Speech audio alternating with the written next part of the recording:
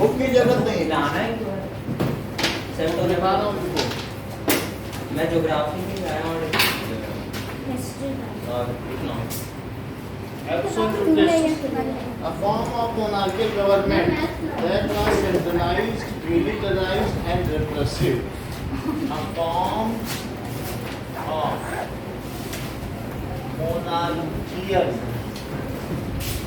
monarchical government ऐसी हो, monarchical लिखा हुआ है, absolutist then one person rule फिर कौन सा चैप्टर है? government, ये फर्स्ट चैप्टर है, that is अरे question the nationalism and the rise of Europe rise of nationalism in Europe.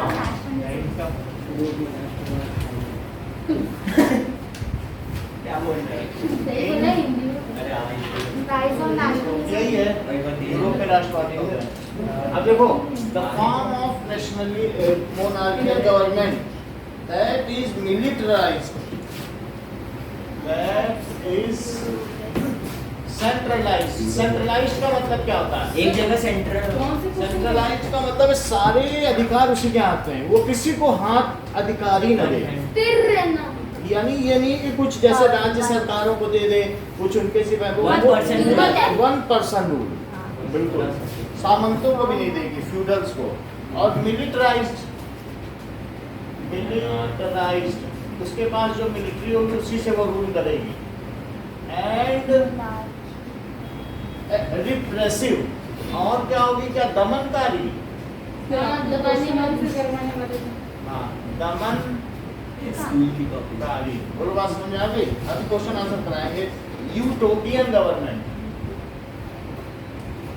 Utopian तो सर उसे कहते हैं ना, सपनों का देश। हाँ, a vision of society that is so ideal Frederick that Sorry it ने is बनाया। unlikely to actually exist। ये बात सही कह रहे हो।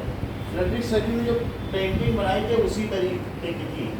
So vision of a society, ठीक है, that is so ideal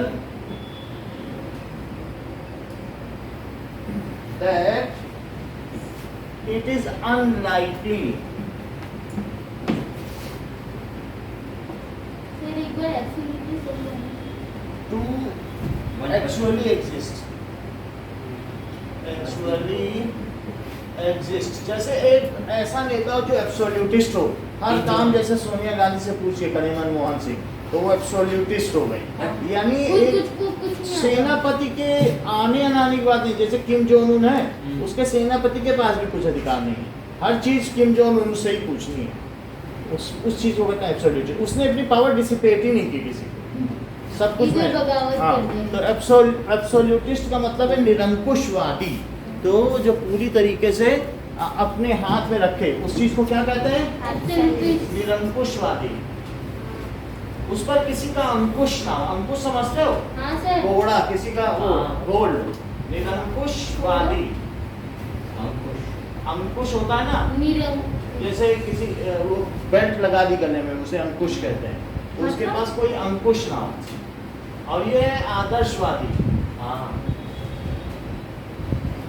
तो मतलब सिद्धांतों से चलने वाला। ऐसी हो ही नहीं सकती कोई चीज की। जैसे हम कहते हैं यदि होता किन्नर नरेश में राजमहल में रहता, हाँ। सोने का सिंहासन होता, सिर पर मैंने मुकुट आपको चमकता, सुनाया है। सतरंगी मछलियां तैरती, मैं और वो मोर नाचते आंगन, ऐसा। घोड़े पर भागता। तो इस तरीके से साथ में परियों का शहजादा होता, तो ये होता, वो होता।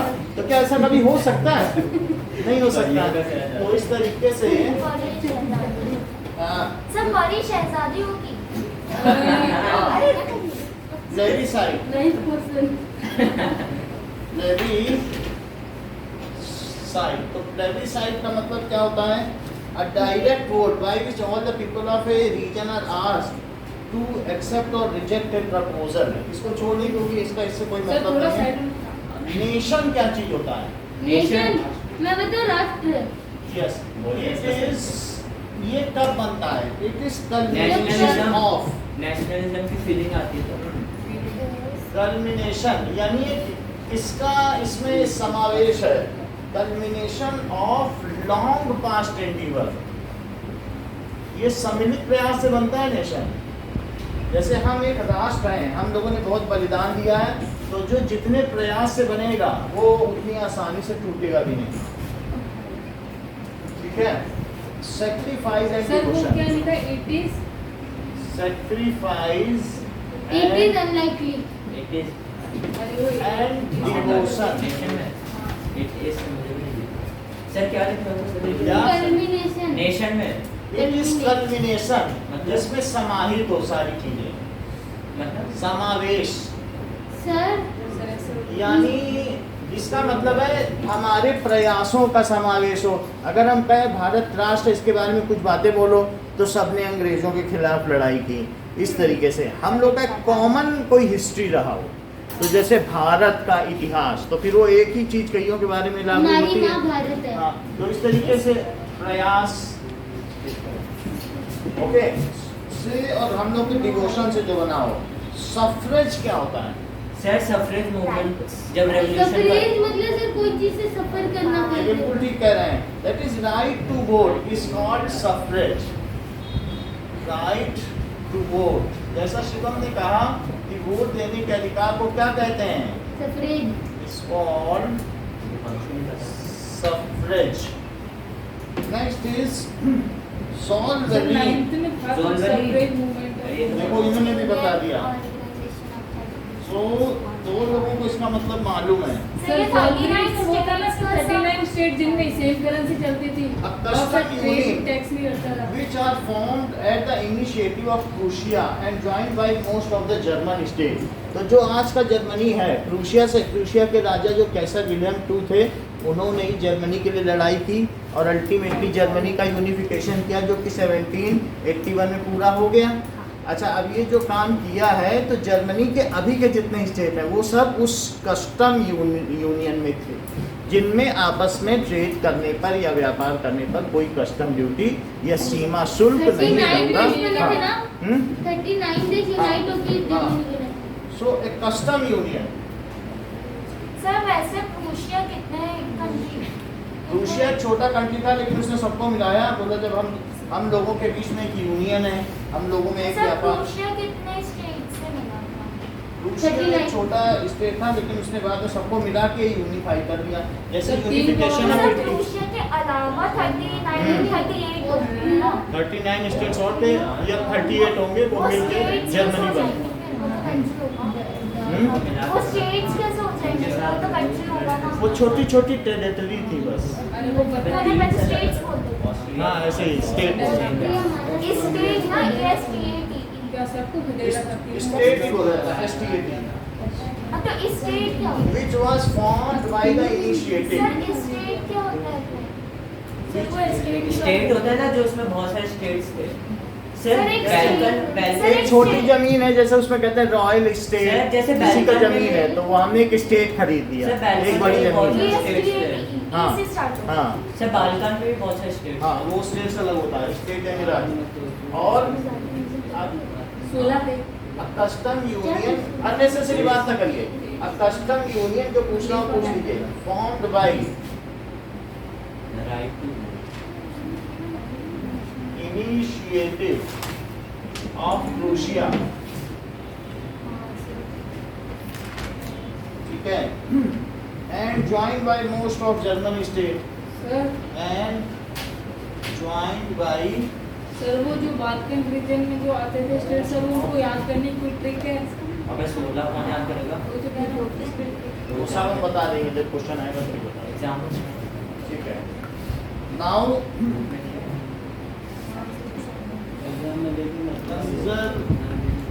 उससे दिक्कत होती है। आप लोग आपस में बात करें, वो कह रहे हैं सफर करता है, वही सफरेज होता है। वो आपस में कह रहे हैं हमने 9th में सफर का मतलब कुछ और है। आपस में हम जब ट्रेन में सफर करते हैं वो सफरेज होता सर, मैंने है। सब तो अलग-अलग यही कहा। है। उससे यहाँ सर, मैंने थोड़ी पर कहा। उससे एक तरीके का डिस्ट्रैक्शन हो रहा है। मैंने तो मतलब आपस में बात मत करो, जैसे सब लोग विद्वान सभी हैं, सर लेकिन- मैंने नहीं अरे कोई बात नहीं। तो अभी यहाँ काम चलने तो रुक जाता है काम। सर, कुत्ते हम को डिसिप्लिन संभालें कि कुत्ते को संभालें, चलने दो काम। हिंड्रेंस क्यों पैदा कर रहे सर वो जॉइंट में क्या? सर वो गलत इरादा उत्पन्न मत करो किसी सर वो क्रूशियो के बाद जॉइंट है क्या? कंजर्वेटिज्म सर यूटोपियन वापस समझाएं। कंजर्वेटिज्म एक ऐसा आइडियल सोसाइटी जिसमें कोई गरीब ना हो, जैसे गांधी जी ने कहा कि हमारे यहाँ ऐसा समाजवाद होगा, सब एक समान होंगे, कोई गरीब ना होगा, राम तो वो एक यूटोपियन आइडियल है अच्छा। जो कभी भी लाया ना जा सके लेकिन उसके पीछे जाया जा सके। हैं? वो एक हमारा स्केल है, स्टैंडर्ड, और हम पहुंचने की कोशिश कर रहे हैं। अच्छा, हम तो पहुंच ये नहीं दुनिया- पाएंगे, यहाँ तक जा सकते हैं। सर लेकिन फ्रेडरिक सोलियो ने जो बनाया वहाँ तक तो वो पहुँच गया। पहुंच गया अरे कहाँ है? वो तो अभी पेंटिंग 51 की बात कई है। कितने देश में अभी भी मोनार्की चल रही है, अभी भी है। तो उसने तो बना दिए सारे राष्ट्र। सर लेकिन वो नेपाल में भी समाज- चलती थी ना हाँ। पहले, सर वो गया अंदर ऐसे कुछ। ठीक है, तो कंजर्वेटिज्म अब पॉलिटिक्स सर देखो अभी ये कर क्या रहे है हैं। ये? अब नहीं पढ़ लोगे तो बैठो पीछे। अब कंजर्वेटिज्म, ठीक है, सो what is a political philosophy that stressed the importance of tradition, established institution and customs and preferred gradual development। दो तरीके के चार तरीके के लोग समझो, एक कंजर्वेटिव है, एक लिबरल है, और इसी तरीके से Radical। सोशलिस्ट है और एक रेडिकल है। तो रेडिकल अतिवादी हैं, लिबरल उदारवादी हैं, सोशलिस्ट समाजवादी हैं, और कंजर्वेटिव रूढ़िवादी। रूढ़िवादी। तो चार अलग अलग चीजें हैं। देख लो, रूढ़िवादी का मतलब क्या होता है? कंजर्वेटिव। वादी। सो अ ग्रुप ऑफ सोसाइटी, ठीक है, Does not want who change। is believing in Wants no ideas, sir change आने में धीरे-धीरे चेंज who आएगा। is believing in ideas of Bible। वो लगभग जो क्रिश्चियन सोसाइटी के हिसाब से सर, आते लेकिन हैं पास्ट कि को जो respect मोनार्क देंगे। है that is a part of God and monarchy should never be abolished, however the change in society should be gradual। तो रूढ़िवादी क्या कहते हैं कि जो ऑर्थोडॉक्स क्रिश्चियनिटी है एक तरीके से वो कंजर्वेटिव सी है कि पोप तो होना ही चाहिए। तो कंजर्वेटिव्स क्या है कि they do not eradicate monarchy, वे राजतंत्र को उखाड़ फेंकना नहीं चाहते, however want a gradual change in society. Liberals they want sudden change, But they सब don't कुछ want women to vote। ठीक, वो अलग बात है कि वो उनका एक कुछ समय के लिए था, लेकिन अभी तो सब लिबरल्स सब चाहते हैं क्योंकि वुमेन वोट वहाँ भी लिबरल चल रहा है। तो उस समय ऐसा था कि वुमेन्स की वोटिंग नहीं चाहते थे। एक होता है रेडिकल्स कि सर्तन से जुदा रेडिकल्स, यानी अगर कुछ जरा सा इधर उधर दायां बायां ना हो, ये लकीर है और इसी पे चलना है, और जो इस पे कैट वॉक नहीं कर पाया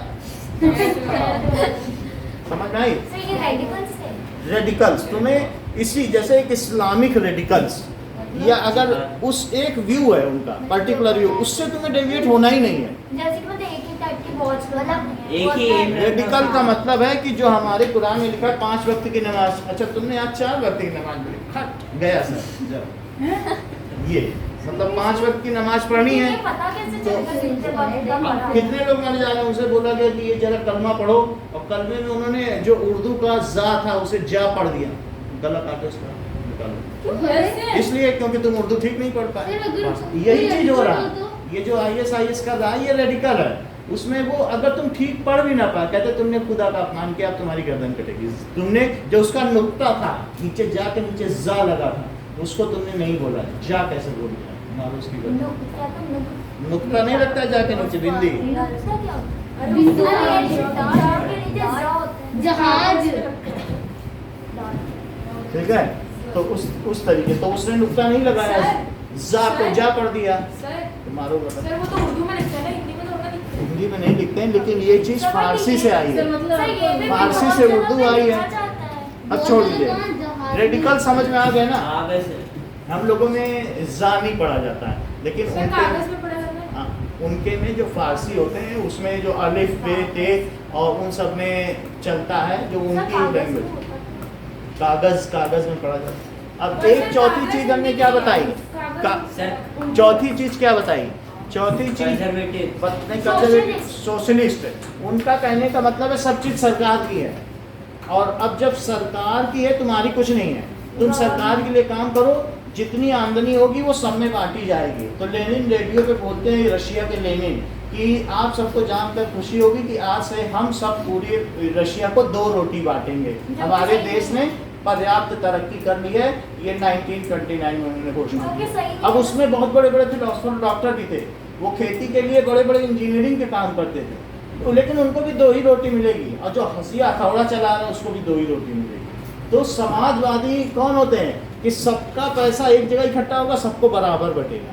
तुम कितना भी पढ़ लो तुम्हें वही मिलेगा जो एक गली के भिखारी को मिलेगा। ये सोशलिस्ट सोच है, तुम्हारी अपनी कोई संपत्ति नहीं। सर, इनमें तो से 4 सबसे सोच बढ़िया समझ में आ गई ना। हाँ सर। ये एक तरीके से यूटोपियन सोच है। कोई भी चीज़ पूरी तरीके से नहीं हो सकती। हम भी जो सोसाइटी में रहते हैं हम पूरी तरीके से उदारवादी नहीं होंगे। हम तो छड़ी घुमाएंगे, फिर तुम्हें चोट लगे तो लगे। ये लिबरल की सोच है। बोले हम कोई राष्ट्र को नहीं मानते हैं। लिबरल जो होते हैं कहो तो अपने देश को बेच जाएं चीन को, उनको अपने वो कहते हैं राष्ट्र मानते नहीं। हम सब इंसान हैं और पूरा विश्व एक है।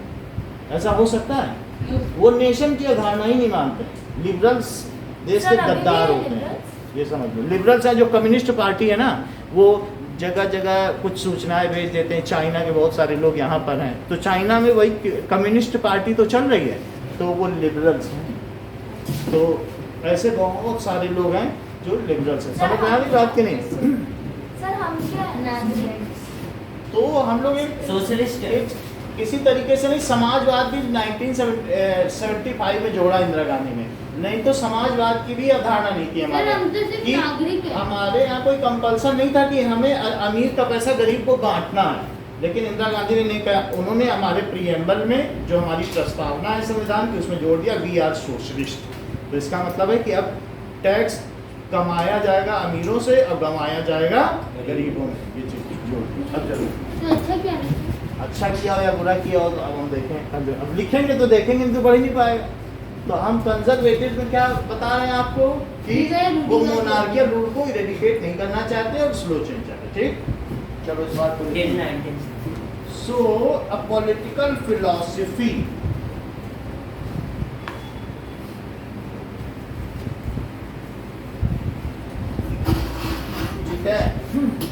which runs on established institution, जो which believes, किस पे बिलीव करती है?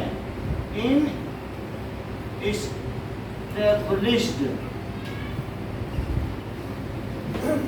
जो established कस्टम्स हैं उन पे बिलीव करती है, रीति रिवाज।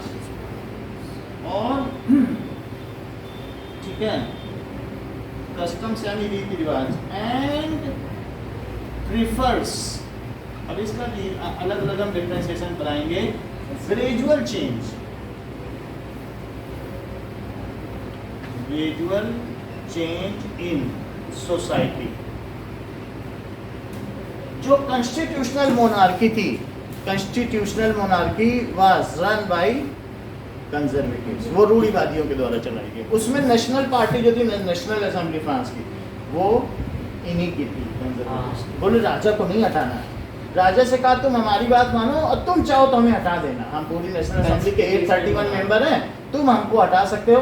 उसने 2 साल में इनको जो है 18 बार हटाया। जाओ चुनाव लड़ो, नहीं कितने मेंबर्स थे सर? 831। ये हालत है कंजर्वेटिव। समझ में आ गई ना बड़ा?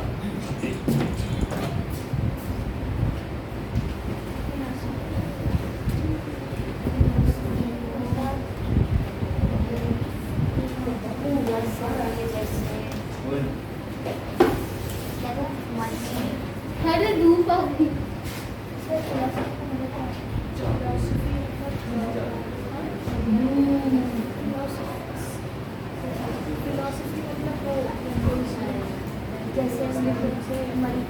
जिसमें उसके बारे में बताते हैं वो कैसे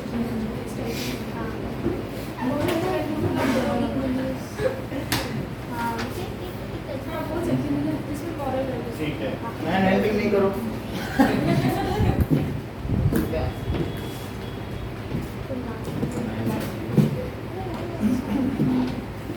नेशनलिज्म।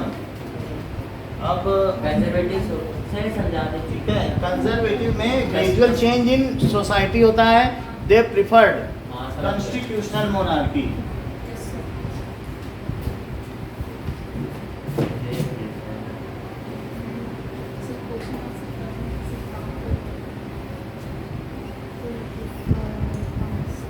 अब आगे देखो, ठीक है। सर कितनी डेफिनेशन? रिवॉल्यूशन, सर जो लड़ाई करके ऐसे करके मिलता है। रिवॉल्यूशन एक होता है किसी भी चीज की तरीके से, आर्म्ड और अनआर्म्ड रिबेल। कॉन्स्टिट्यूशनल मोनार्की है। कॉन्स्टिट्यूशनल मोनार्की, ये संवैधानिक राजतंत्र पे बिलीव करते हैं। Constitutional monarchy,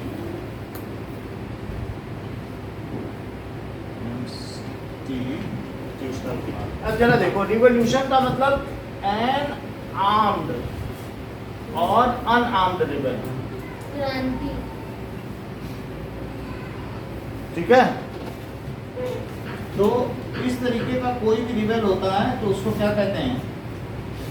revolution against the government और कॉलोनियल स्टेट। हम लोगों ने कॉलोनियल स्टेट के अगेंस्ट में किया था, और दूसरा क्या है कि अगेंस्ट कुछ लोग कॉलोनियल सिस्टम क्या है? अगेंस्ट गवर्नमेंट और sir against present ruling system हो सकता है। सर हाँ, कॉलोनीज क्या है?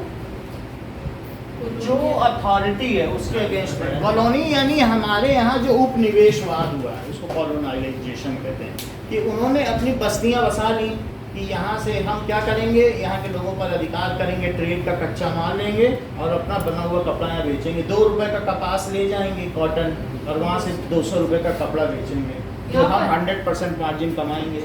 सर यहाँ पर भेजेंगे। हाँ, तो यहाँ पर उन्होंने ये सब सर ये चीज़ें, बंगाल में आया था ना पहले? जगह पूरे इंडिया में है, तो यहाँ से कच्चा माल ले जाते थे, ईस्ट कोयला ले जाते थे, जिससे कि ईस्ट उनकी इंडिया। मशीनें चल सकें। Sir east India company. East India company. तो आर्म्ड और unarmoured rebel against authority is called revolution. अब आगे देखिए, नेक्स्ट इज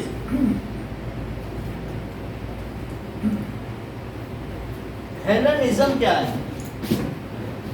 हेलेनिज्म। हाँ सर ये पढ़ा हुआ ये ठीक कह रहे हैं, जैसे अनुराग बोल रहे हैं कि यही रोमांटिसिज्म हाँ है। रोमांटिसिज्म। हाँ so the Greek culture is called. Sir बिना लड़ाई के सर हथियार उठाए सर वो कुछ कर देते हैं। ये बिल्कुल सही बात है। हाँ ancient Greek culture is called sir Hellenism. Romanticism क्या है? अरे वो बिना अरे वो बिना तो हुआ हथियार था के ना। रिवॉल्यूशन। यानी जो रोमन लोग थे, पोलैंड में हुआ था। जो रोमन लोग थे, तो उनका जो कल्चर है, उनकी पेंटिंग्स, रोम बहुत बड़ा राज्य था, उनमें आप देखो कि बड़े बड़े इंस्टॉलेशन थे, जूलियस सीजर और ऑगस्टस, और बड़े बड़े उन्होंने बनाए थे। उन्होंने अत्याचार और मारने के भी कई तरीके ईजाद किए थे, तो वो सारा जो है हेलेनिज्म कहलाता है। सर इसमें तो लड़ाई वड़ाई नहीं होता ना रोमांटिसिज्म। रोमांटिसिज्म, जो रोमांस वर्ड है वो भी उनसे आया, उनके उनका रोमांस में से है, और उनको वही वाला ही है।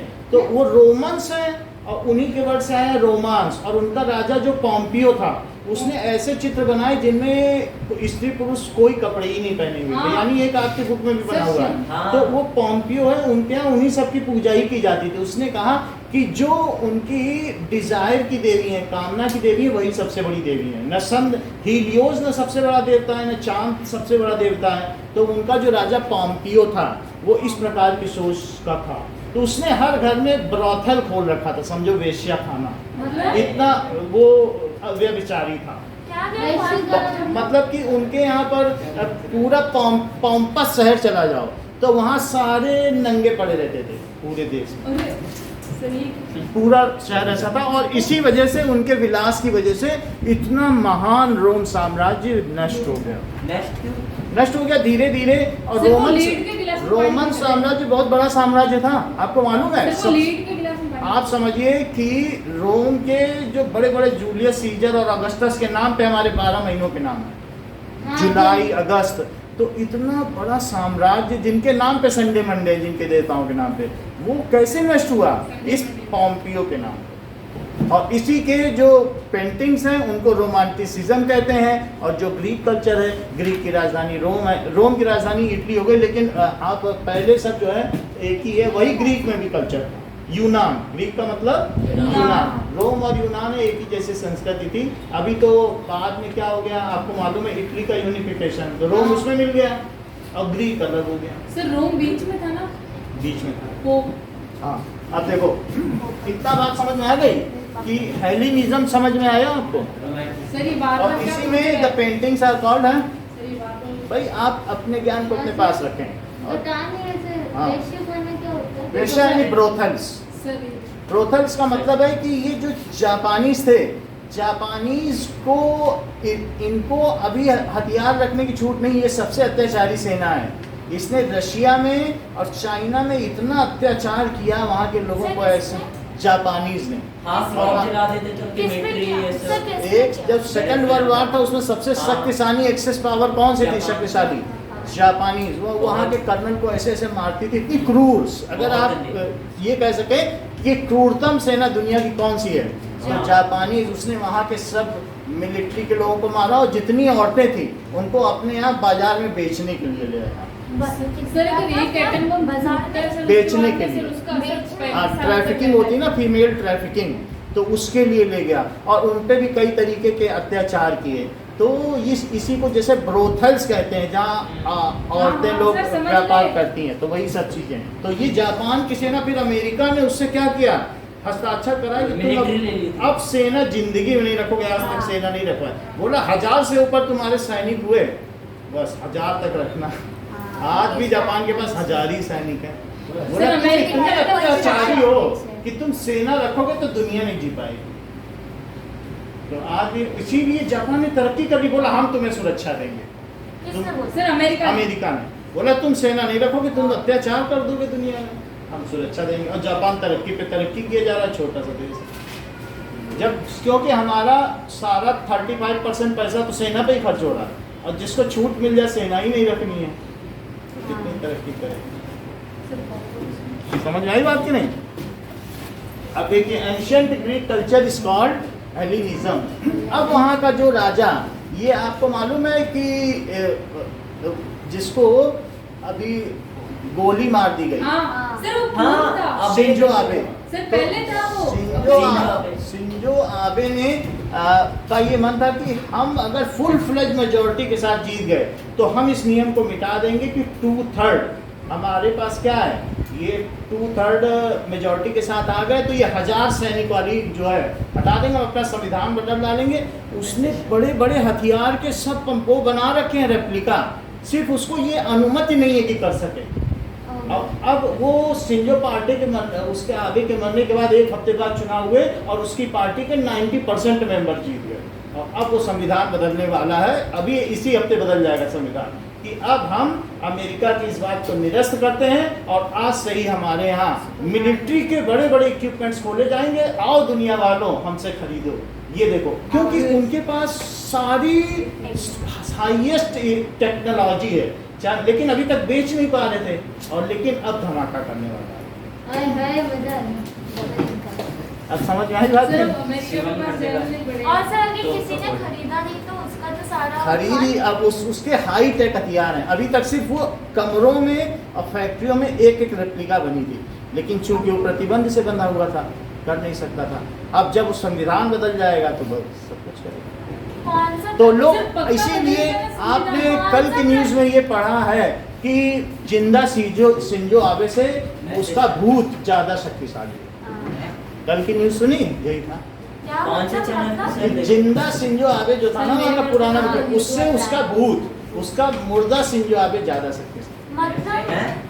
क्योंकि उसकी उसके आत्मा- मरने के बाद 90% वोट मिले, वो जीते जी नहीं जाता एसेशन है। हो गया। पर सर इसके जो सबऑर्डिनेट सब वो हाँ सर उसका भूत इतना खतरनाक था तो उसको गोली वो से उसीलिए उसको हेलेनिज्म कहा जाता है बांग्लादेश। सर 90% वोट किसे मिले? उसकी शिंजो आबे पार्टी की को। पार्टी को। ओह, वो जो- रोमांटिसिज्म पढ़ो, सर हेलेनिज्म भी रोमांटिसिज्म होता है। अलग से पढ़ो। अच्छा। रोमांटिक तो सर रोमान के कल्चर को रोमांटिसिज्म कहते हैं। An artistic literacy and intellectual movement. Artistic, कला के द्वारा अगर ऐसी मूर्तियां, स्कल्पचर बनाए जाएं, ठीक है, एन आर्टिस्टिक। और यही स्कल्पचर ब्रिटेन में भी फैला। आप देखो वहाँ जाके मूर्तियों में कपड़े नहीं हैं, तो क्यों? अभी भी आप देखो कई कई जगह ब्रिटिश अगर आप देखोगे आर्टिस्ट या पेंटिंग, तो उनमें इसी तरीके से दिखाया जाता सर है। वो आर्टिस्ट में टी लगा। आर्टिस्टिक, एल लगा है एल। आर्टिस्टिक का भी ठीक करते हैं। सर ऐसे ही लिखते समझ लो। An artistic literary and intellectual movement. Movement. Artist और ऐसा आपको मालूम है एंड लिटरेरी मूवमेंट। क्या आपको मालूम है रोमांटिक मूवीज भी आती है, रोमांटिक नॉवेल्स भी आती है। मूवीज तो नॉवेल्स नॉवेल्स देखो, एक ऐसी मूवीज होती कहती है ये मूवी रोमांटिक थी और ये लड़ाई झगड़े वाली थी। मूवी दो कैटेगरी की होती सर, है। टाइटैनिक। एक्शन जैसे शाहरुख खान रोमांटिक मूवी का हीरो है, तो इस तरीके से इट इज कॉल्ड लिटरेरी। ठीक है, तो एक लिटरेरी भी हो गई। उस समय तो मूवी का प्रचलन नहीं था। लिटरेरी का मतलब है लिखित, रिटन नॉवेल। नॉवेल कौन सी है ऐसी? जो भी है रोमांटिक नॉवेल भी आती है और कुछ दूसरी होती है कि साइंटिफिक नॉवेल होती है या कुछ दूसरी तरीके की होती है जो उन पर फिक्शन होती है कि आगे कल्पनाशील होती है। तो फिक्शन नॉवेल पढ़ना, लोग पूछते नहीं जब नॉवेल पढ़ते हो कि भाई कौन सी उपन्यास है, ये रोमांटिक है कि फिक्शन। फिक्शन पढ़ा था इस तरीके से और मूवमेंट। सर हिस्टोरिक नॉवल भी तो बनती है। बिल्कुल बिल्कुल। सो इस तरीके से दैट ओरिजिनेटेड सर ये फैन ऑफ प्रेजेंस है।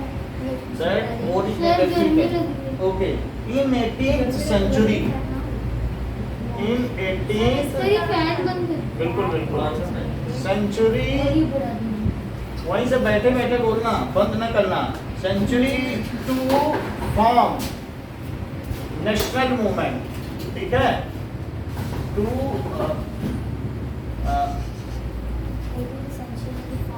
Promote national movement. तो जिसने नेशनल मूवमेंट को आगे बढ़ाया तो उसके लिए सर एक बार समझा दीजिएगा ये क्या movement that organize in national sentiment. मतलब लोगों में राष्ट्रवादी भावना का उदय करने के लिए कि भाई तुम ग्रीक हो, तुम्हारा कल्चर है, तुम्हारी आर्ट और इसमें है, लड़ाई तुम्हारा ये झगड़ा फोक सब सॉन्ग है, तुम्हारा ये लोक किंवदंतियां हैं, ये लोक कथाएं हैं, ये लोक गीत हैं और तुम महान हो, ऐसा बताने और के सर लिए। इसमें मिलिट्री यूज नहीं होता ना, मिलिट्री यूज नहीं होता ना। अच्छा सर हमारे तो, सर ये हाँ, इसमें मिलिट्री यूज नहीं, अब देखो लिबरलिज्म जो आपके सर ने बताया था उसकी हम लोग अभी बात करें।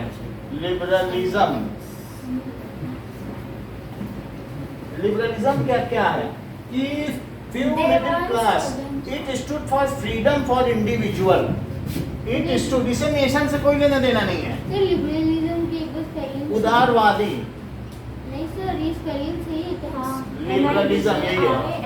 it stood for LIBERA होता है sir, RALIS। Liberalism, so it stood for freedom for individual and equality before law, यानी कानून के सामने सब एक हैं, उसको कहेंगे लिबरलिज्म। नाउ फेमिनिस्ट क्या होता है?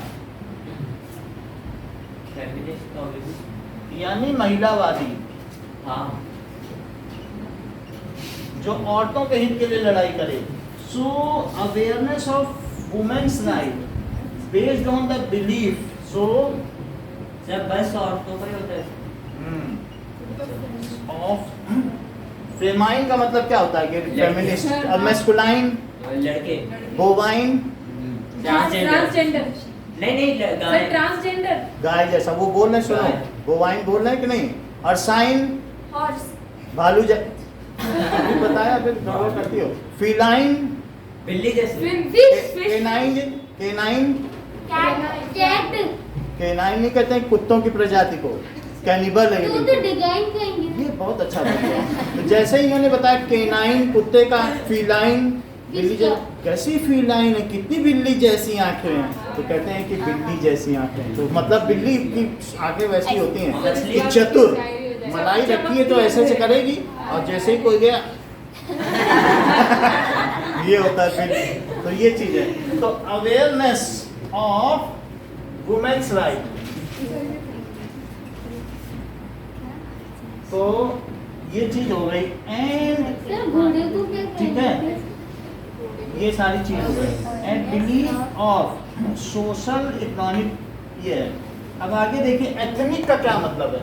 एथनिक कंपोजिशन एथनिक मतलब सर ओरिजिनल। ओके एथनिक का मतलब related to racial tribal and cultural origin.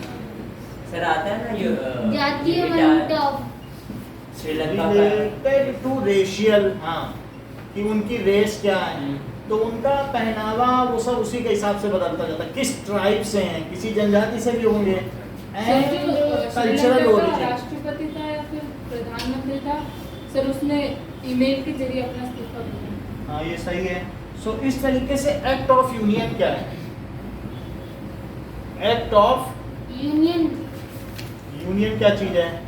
It was signed between, ये पैक्ट है, ये पैक्ट है, दिस पैक्ट, पैक्ट का मतलब समझौता, ओरिजिन है क्या सर? Act, हाँ। समझौता कार्बन वॉज साइंड बिटवीन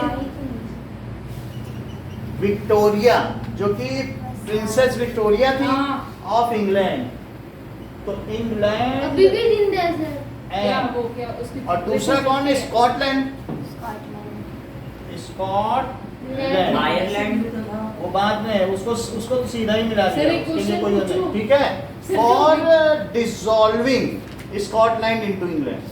हाँ act of union। सर हाँ सर जो विक्टोरिया है सर उसकी सर उसकी मौत होती है तब उसकी बेटी बनती है या विक्टोरिया या फिर बहू? इनटू स्कॉटलैंड इनटू उसका बेटा तो सर ये लड़कियां ही बनती है कि लड़के नहीं हाँ बनते? सर उसकी बेटी बनती है अब या फिर बेटी बन जाएगी तो रानी लड़का बनेगा।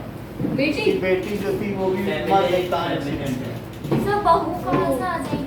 बहू भी है उसकी, हाँ, है ना। चार्ल्स की। बेटा होगा तो बहू बेटा हो होगी। गया। ठीक है, इतनी बात हो गई। अब देखो उसकी बेटी भी बेटा भी था। बेटी कौन थी, वो मर गई।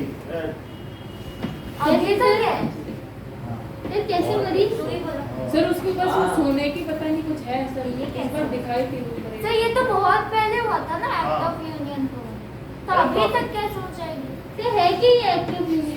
सब विलय हो चुका है, वो यानी सर, इंग्लैंड, स्कॉटलैंड और आयरलैंड मिल गए हैं और अब उसको क्या कहते हैं? United kingdom. सर एक बस ना- यही एक्टिव यूनियन। जब दो मिले थे तो उसे ग्रेट ब्रिटेन कहा गया, ब्रिटेन। और जब तीनों मिल गए यूके UK तो United sir Kingdom. Treaty of Constantinople. Constantinople, कुस्तुनिया। ग्रीक, अरे रुक जा। कुस्तुनिया। सर क्या बोलो ना? Treaty of Constantinople. Sir treaty of union भी थी ना सर इसके अंदर हाँ बोलिए। इंग्लैंड का जब स्कॉटलैंड में विलय हुआ तो उसे ट्रीटी हाँ ऑफ सर यूनियन कहते ग्रीस के लिए था ना। हैं। अब Greece, so Greece found freedom from Ottoman empire by treaty of Constantinople. Greece. हाँ ये हाँ। जो ग्रीक है ना, इटली के बगल में, हाँ। इटली के इधर, हाँ हाँ। सो ग्रीस फाउंड, सर ऊपर था। कुस्तुन ये इटली है, इटली के बगल में क्या है? ग्रीस। ओ यहाँ पे। सर खलीफा थे ना सर इसको हिंदी में क्या बोलते हैं? यूनान। कुस्तुनिया। ये नहीं बोलते। ठीक है, यूनान। ग्रीस फाउंड फ्रीडम फ्रॉम, किससे? Ottoman Ottoman. Ottoman empire. अब ये पढ़ाने नहीं देगा, और ये जो- रुक गया, इसकी सुई अटक गई है। अटैक गई। एम्पायर, ठीक है, बाय दिस ट्रीटी, इस ट्रीटी के आधार पर उसने ये ट्रीटी ऑफ वियना, सर ये तो उसके लिए साइन हुई थी सर, नेपोलियन ने साइन की थी। On Austria by decided by duke Metternich. हाँ, तो नेपोलियन ने साइन की ना। was signed, ये ट्रीटी, ये संधि हस्ताक्षरित हुई थी, was signed in Austria, ठीक है, this treaty was signed in Austria Austria, presided bye which उसने क्या किया, वो प्रेसिडेंट में मेटल मतलब Duke Metternich। All Nations captured by taken away all the powers of Napoleon. Bonaparte 2। बोलना। of नेपोलियन, दोनों चीज में सर, बोलो, या आपने कहा नेपोलियन ना- बोनापार्ट बोलो या नेपोलियन टू, सर आपने कहा था ना लुइस नेपोलियन ऐसा होगा। बोनापार्ट, अब जिस पॉइंट पर बात की जाए उसी पर। अब लुइस नेपोलियन, अब बोनापार्ट वो थर्ड है, वो 1870 का है। हम यहाँ पर बात करें 1840 की। आप उसी पर रहो ना, तो फिर उसे रेड हियरिंग कहते हैं। नो सर, आपने कहा था कि जो राजा बनता है उसका लुइस नेपोलियन ऐसे लग जाता है। लास्ट वाला नेपोलियन सर लुइस कैसे लग जाएगा? क्योंकि राजा वो लास्ट वाले में लुइस लग गया। जैसे ये जार डिक्टेटर था, उसने कहा हम राजा हैं। वो जो 18 था हाँ, उसके वो बाद- 1870 वाला। वो जो नेपोलियन 3 था ना, हाँ। जिसके समय में थर्ड रिपब्लिक हुआ था, उस समय की बात ये कर रहे हैं। आप बहुत पीछे हो इनसे। So Napoleon taken away all the powers and handed over to Handed Louis over to Philippe. हाँ and handed over to Louis Philippe. ठीक है, और बहुत सारा काम हुआ, सिर्फ इतना ही नहीं। सर लुइस 18 अरे हाँ, लुइस लुइस फिलिप तो लुइस फिलिप लुइस फिलिप बहुत बाद में आया, चार्ल्स टेन के बाद। हाँ तो 18 लुई 18 को दिया उसने, लुई दिया 18 सर। लुई 18 को दे दी सारी पावर, और इसके अलावा भी बहुत सारी सर चीजें हुई। ऑस्ट्रिया में दिया था ना? हाँ, decide by Duke Metternich. Duke sir Metternich. Austria में कौन से नाम से नाम नहीं पता। चलो ठीक सर है, लुइस 17 को बुरा नहीं लगा। लगा होगा क्या कर सकते। सही वर्सलीज कहाँ पर थी? ये थी ये फ्रांस जर्मनी में। फ्रांस में थी। फ्रांस की थी भाई। नाउ गॉड, ये एलिगरी का मतलब क्या है? Allegory goddess goddess goddess female goddess. Sir मैं भी नहीं जर्मनी An abstract idea सही बोला है। which when a hypothetical sir hypothetical होते हैं। हाँ, hypothetical जो वास्तविक में personified नहीं होते। person represent a nation। हाँ वुमेन होगा ना। वो पर्सन कोई भी हो सकता है, वुमेन। सर कहाँ का वो फादर भी है ना? जैसे भारत हमारी माता है, और हो सकता है फ्रांस का कोई पिता हो। तो मैरियानी मैरियानी। और sir Germania. Germania. Nation. Sir कहाँ का तो सर क्या कहता है उसको? जिन्ना पाकिस्तान का पिता है। हाँ। पाकिस्तान पिता। ना, अब देखिए इंपॉर्टेंट पर्संस। सो ये पूछा जाता है, तो फ्रेडरिक सेरियू, तो सर शिवम परेशान कर रहा है। मैं कर रहा हूँ। हाँ। तो हमने पहले ही बताया, वो 2 घंटे जिसने मांस नोचा था, 2 घंटे वहां बैठा रहा था पुलिस थाने में, और हम भी बैठे थे। सर मैं वो चाबी घुमा रहा था उसकी सर, कमर में छुट्टी पिछले का- साल। हमने बताया नहीं था सृजन के बारे में। तो चाबी अच्छा, घुमा रहा था, कह रहा था कि हम तो थे। तफरी ले रहे थे सर, तफरी थी ये तो। अब मांस निकाल दिया उसका। उसके पेरेंट्स आ गए, वहां पर कंप्लेन की, वो भी 2 घंटा बैठा रहा। ये कहो जेल से बच गया, और वो तफरी ले रहा था तुमसे। वो अभी सर जो ये है, कर रहे हैं सर, मैंने कुछ नहीं किया। इसमें कह रहा हूँ कि वो खुमारी में है। देखा? मैंने कहा बता तो। समझ में आई बात? कि आप इधर बैठ जाओ, आगे बैठ जाओ। शिवम आगे बैठो, हमको भी डिस्टर्बेंस हो रहा है। इधर बैठो बेटा। अरे भाई फ्रेडरिक सोरियू, ठीक है, that is a French artist who prepared a series of 4 paintings। उसने हाँ। क्या किया? 4 painting now. A French artist who prepared, इतनी बड़ी पेंटिंग थी जितना इतना बड़ा कमरा है, बहुत बड़े हाल, कितना कितना? इस हाल से बड़ा। हाँ सर किसकी उसकी बनाई थी? Prepared अरे सर वो देखा सर, लोग जा रहे थे झंडा लेके, हाँ। किसी का हाँ, आशीर्वाद ले abolition। और आगे निकल रहे थे। सर राजा जी के नीचे गिरे थे, ऊपर से दुकान Painting। पीछे एक पेड़ अच्छा था। देखिए, अरे वो ठीक किसी और ने है, बनाई अब थी। वहां पे आप बैठो उधर, उधर बैठो, उठो, सर नहीं करेंगे। आप डिस्टर्ब करो। अच्छा, चारों मेरा- ये मजमा लगा हुआ है। फिर वहाँ A French artist who prepared a series of 4 paintings, जिसमें क्या विजुअलाइज किया गया था? सर जी सब लोग स्टैच्यू ऑफ लिबर्टी सारे देश जा So रहे हैं। visualizing his dream of world, ये यूटोपियन था।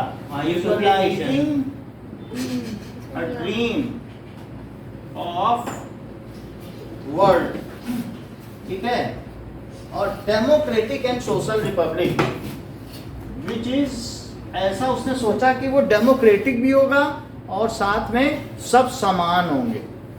कौन सी Which जगह is डेमोक्रेटिक। फ्रेडरिक सॉल्यू सोचा था क्या? फ्रेडरिक सॉल्यू ने 4 पेंटिंग बनाई, पहली पेंटिंग आपके बुक के पहले पन्ने पर है, तो Yes, sir. उनमें से एक आपके में दी गई है। सर तो इस पेंटिंग में कोई नाम है? एंड सोशल रिपब्लिक, अगर आप इतना लिख देते हैं तो 2 नंबर का आएगा, ये सबसे इम्पोर्टेंट है, और ये जरूर आएगा फ्रेडरिक सॉल्यू के बारे में बात। हाँ सर ये है। और सर एक और पेंटिंग थी ना, अर्नस्ट रेनन, ये कौन था? सर ये वो था अर्नस्ट रेनन पेंटर था एक सर, ये भी सही कह रहे हैं, क्योंकि ये एक इंग्लिश पोएट था हाँ। और जिसने ग्रीक को आजाद करा। जिसने फंड रेज करा सही बात कह रहे हो। Fund तो raise इसलिए सर वो लॉर्ड बायरन था। हाँ, वो तो लॉर्ड बायरन था, a French philosopher, a French philosopher. और इसने क्या किया? उसने बहुत सारे ऐसे लिखे, what is nation, he published a famous essay, ये sir what is nation? Published book में इसका फिगर बना होगा, पब्लिश्ड फेमस एसे, हमारे वीडियो एल्बम में होगा, फेमस ऐसे, व्हाट इज नेशन। उसने राष्ट्र की अवधारणा प्रस्तुत की, nation, what is nation. He said that nation is culmination of long past endeavor, sacrifice and devotion। क्या यही हमने भी पढ़ा है? He said, अभी थोड़ी देर पहले पढ़ा है कि नहीं, that nation is culmination, यानी उनका मिला जुला रूप है, culmination यानी समूह, of long past endeavor। long past endeavour का मतलब क्या होता है? प्रयास, और सेक्रीफाइस एंड डिवोशन। बहुत सारे लोग राष्ट्र के लिए मर जाते हैं, बहुत सारे लोग बलिदान देते हैं, और ऐसा करने पर ही एक राष्ट्र का उदय होता है। सर इसने फंड रेज नहीं कराया था क्या? नहीं, वो अच्छा, था लॉर्ड बायरन। लॉर्ड बायरन, और वो कहाँ का था सर? वो ब्रिटिश का था, हाँ ये फ्रांस का था, फ्रांस रहना। सो कार्ल कैस्पर फ्रिट्ज, इसके बारे में भी पूछा जाता है, जो इम्पोर्टेंट है उसी के बारे में बता रहे हैं। फ्रिट्ज, तो कार्ल कैस्पर कौन था? इसने ही prepared a print whose subject was the painting of Tree of Liberty in Zweibrücken। उसमें दिखाया नहीं गया था, एक बहुत बड़ा है उसमें, हाँ ये देखो, ये कार्ल कैस्पर की पेंटिंग है कि नेपोलियन शांति का अवधूत है, मतलब वो शांति का संदेश वहाँ पे, और लेकिन नीचे वहाँ एक किसान की पिटाई हो रही है, तो ये एक मजाक बनाया उसने, मतलब कौन कार्ल कैस्पर की। नहीं सर ऊपर कौन? नेपोलियन। उसमें ये दिखाया गया है कि एक बड़ा होर्डिंग लिए हुए है, ये बैतूल की पत्तियों के साथ, कि यहाँ पर जैतून की पत्तियों के साथ, कि वो शांति का संदेश वाहक, it is saviour, Napoleon is a saviour and moderniser. तो सर फार्मर्स को क्यों नीचे मार रहे हैं? और फार्मर्स लेकिन वो सिर्फ ऐसा प्रोपेगेंडा फैलाता था और लोगों से खूब सारा पैसा वसूलता था, क्योंकि उसको तो मिलिट्री बढ़ानी थी, तो खूब सारा टैक्स लेता था, हैवी टैक्स। उसको किसी से मतलब नहीं था, फ्रेंच के लोगों को बसाना, लोगों से पैसा लेकर मिलिट्री बनाना, तो उसकी उसने मजाक उड़ाई कार्ल कैस्पर। सो अब कार्ल कैस्पर कौन था? A German painter. देखो यहाँ पे जर्मन आ गया, दोनों में फ्रेंच था, तो याद रखिएगा, अ जर्मन। फिलोसोफर को पोएट कहते हैं। फिलोसोफर का मतलब दर्शनवादी, जो दर्शन, दर्शन के बारे में सोचे, ईश्वर क्या है, इस हमारे अंदर कितने चक्र हैं, हमारा स्वाधिष्ठान केंद्र कहाँ है, मूलाधार कहाँ है, मणिपूरक कहाँ है, इन सब में क्या क्या होता है, कौन सी अनुभूतियाँ होती हैं। जब इन सब चीज़ों के बारे में कोई बात सोचता है, यानी मनुष्य अपने अंदर की यात्रा करता है, तो उसे दर्शन कहते हैं। जर्मन पेंटर, सो जो हम लोगों के गुरु जी हैं, उन्होंने पंजाब में दर्शन शास्त्र में, फिलोसफी में टॉप किया था। सब वो visualization- तो आप समझ सकते हैं दर्शन शास्त्र एक बहुत बड़ा है, उसमें तो आप किसी भी चीज़ में स्पिरिचुअलिज्म में कितना आगे चलते चले जाए। सर वो विजुअलाइजिंग के बाद 4 है कि ए है? 4 that is series of 4 paintings. नहीं, visualising 4 dream of a dream और अ ड्रीम ऑफ क्या dream of world. A dream of world, ठीक है। अब जरा देखो ये क्या है, अ जर्मन पेंटर, इसने क्या किया, एक पेंटिंग बनाई, prepared print, prepared a print, painting ही बनाई होगी, प्रिंट, ठीक है, जिसमें क्या दिखाया गया, whose subject was planting of tree of liberty, whose subject, जिसमें दिखाया जा रहा है कि एक ट्री ऑफ लिबर्टी प्लांट किया जा रहा है, तुम भी आजाद हो। जो नेपोलियन के अंदर आता गया, वहाँ एक ट्री लगा दिया जाता था कि तुम आजाद देश हो। आज़ादी किसी को नहीं मिली, अब वहाँ पे टैक्स का रेवेन्यू सर, लेकिन जबरदस्त। इसको तो पसंद करते थे लोग नेपोलियन को बहुत। वो शुरू में पसंद करते थे, लेकिन But बाद sir, में drawback of- उसका प्रोपेगेंडा खुल गया। हाँ। So planting the tree of liberty, whose subject was planting A tree. a tree of olive, liberty, कि जहां वो जाता था एक पेड़ लगा देता था कि अब तुम आजाद हो। कौन? अच्छा नेपोलियन के आदमी। और फिर इन जिब्रुकेन, कहाँ पर लगा रहा है वो लोग, किसी जगह का नाम है, That is जिब्रुकेन। देख लो, ये याद करके जाना, इसमें 2-3 लोगों के बारे में जरूर सर आएगा। हु के बाद क्या है? जिब्रुकेन, सर हु के बाद क्या अभी बताना है। जर्मनी, कहाँ तक पहुंच गए जरा देखा आपने, जिब्रुकेन इन जर्मनी, यानी नेपोलियन का आदमी जर्मनी पहुंच गया जीतने। यहाँ लिखा नहीं है prepare, it was a mockery on Napoleon's claim as a saviour and moderniser. यहाँ लिख लो, it was a mockery, mockery मतलब सर मजाक, सर ये व्हाट इज नेशन इसने लिखा है? ऑन, इसने, नेपोलियन, वही इसी ने लिखा है? हाँ, तो वो आपने तो कुछ और लिखा है। देख ऐसा पाया, नहीं। Napoleon's claim of a saviour. Saviour का मतलब समझते हो, जो बचाता है। हाँ, Yes, sir. मसीहा। मसीहा। And moderniser. इतना लिख दोगे पूरे नंबर हैं। सर ये भी इम्पोर्टेंट है, ये कई बार सर आया। ये बताओ तो वो क्या लिखा है? बोलो, इम्पोर्टेंट पर्सन क्या होता अब है? एंडीवर, लॉन्ग पास्ट, नहीं, हाँ बोलो, ऊपर हाँ। a French philosopher who sir modern publish a famous ऐसे, व्हाट इज नेशन, अच्छा इम्पोर्टेंट पर्सन क्या मतलब है? प्रयास, सर मॉडर्निज्म क्या होता है? प्रयास, तो मतलब आपने इम्पोर्टेंट पर्सन फेडरिक सॉरियो के बारे में लिखा है ना? क्या, इम्पोर्टेंट पर्सन कोई टॉपिक है क्या? कहाँ पे इम्पोर्टेंट पर्संस हैं जो इस चैप्टर में आए हैं, उन सबका नाम इस जानते चैप्टर में जो जो सर फेडरिक सॉरियो पे एक अंडरलाइन लगा है। वही सर कल्विनेशन का भी हिंदी में कल्मिनेशन का मतलब जिसमें सब कुछ समाहित हो, हमारे एंडीवर्स, तो वो जब समाहित हो जाते हैं, समावेशित हो या समाहित हो, जो आपको अच्छा लगे। जैसे बहुत सी नदियां एक में कल्मिनेट हो जाती है ना, तो उप नदियां, Tributaries। अब ये देखो, moderniser, Karl Kaspar Fritz, Napoleon Bonaparte के बारे में 2 लाइन।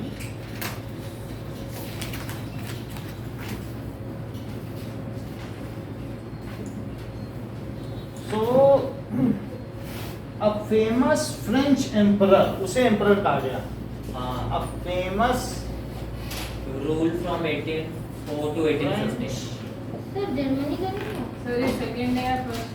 एम्परर, फेमस फ्रेंच क्या चीज, हु इंट्रोड्यूस्ड बोलिए।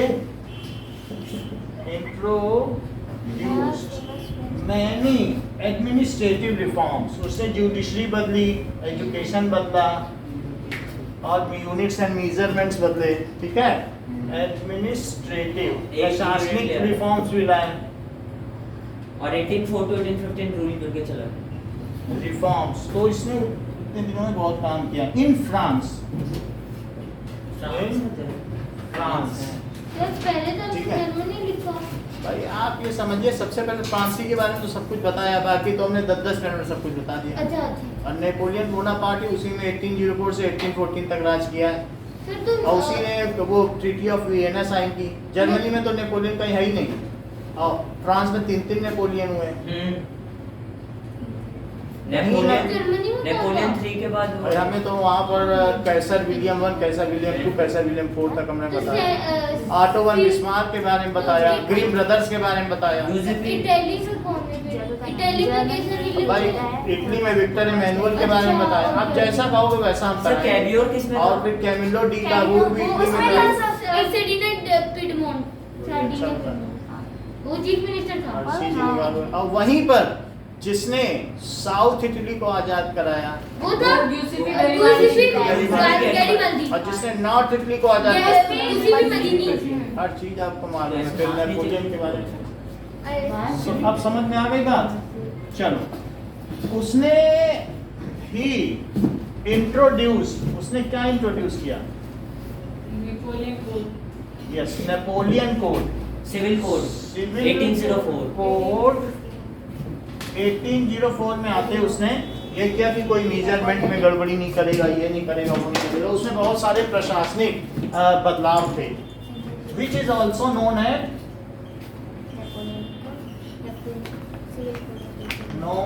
As Napoleon code. उसको ये सर उसने सारी करेंसी एक कर दी थी। ठीक है, और उसने जो एलए के मेजरमेंट अलग अलग थे और उन सर सबको भी ठीक किया था। Did away all privileges, उसने ले लिए थे क्या? Yes, वो रिमूव या उसने उसे abolish कर दिए थे। Abolished सर डॉट है बीच में या all privileges। and he कौन से privileges? सर वो जो अरिस्टो और sir right to property On birthright। और सर राइट टू प्रॉपर्टी भी था एक और सा सर वो and he improved जैसे राजा का बेटा राजा बनेगा, ऐसा कोई भी privilege जो है उसने ले लिया। एक चीज उसकी ड्रॉबैक रही थी वो। ठीक है, वो बहुत सारे established लोगों को आर्मीज में भेज रहा था नहीं, कोई Expansion उसके of बारे में list। छाप नहीं सकता था। Censorship। Censorship। और इसने फ्यूडल सिस्टम को भी हटाया, अबॉलिश किया।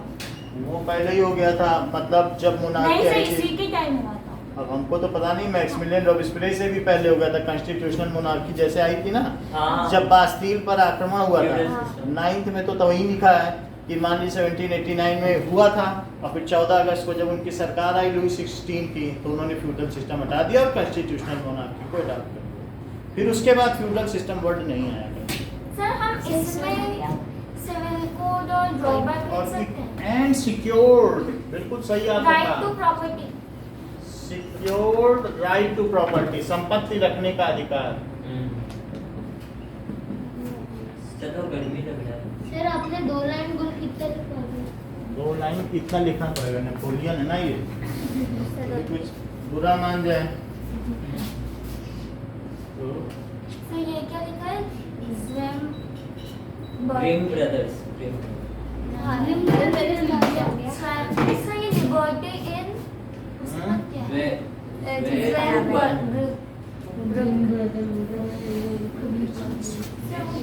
अब देखो ड्यूक मैटर्निक, सर वो एक आप प्रोनाउंस कर देंगे क्या? लिबर्टी इन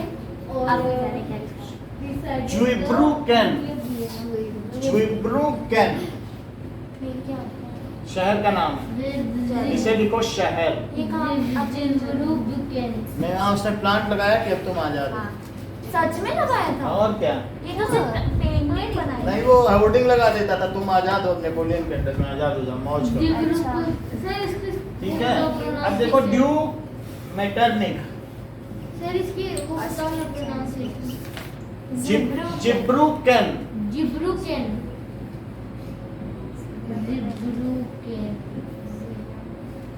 डब्ल्यू साइलेंट है।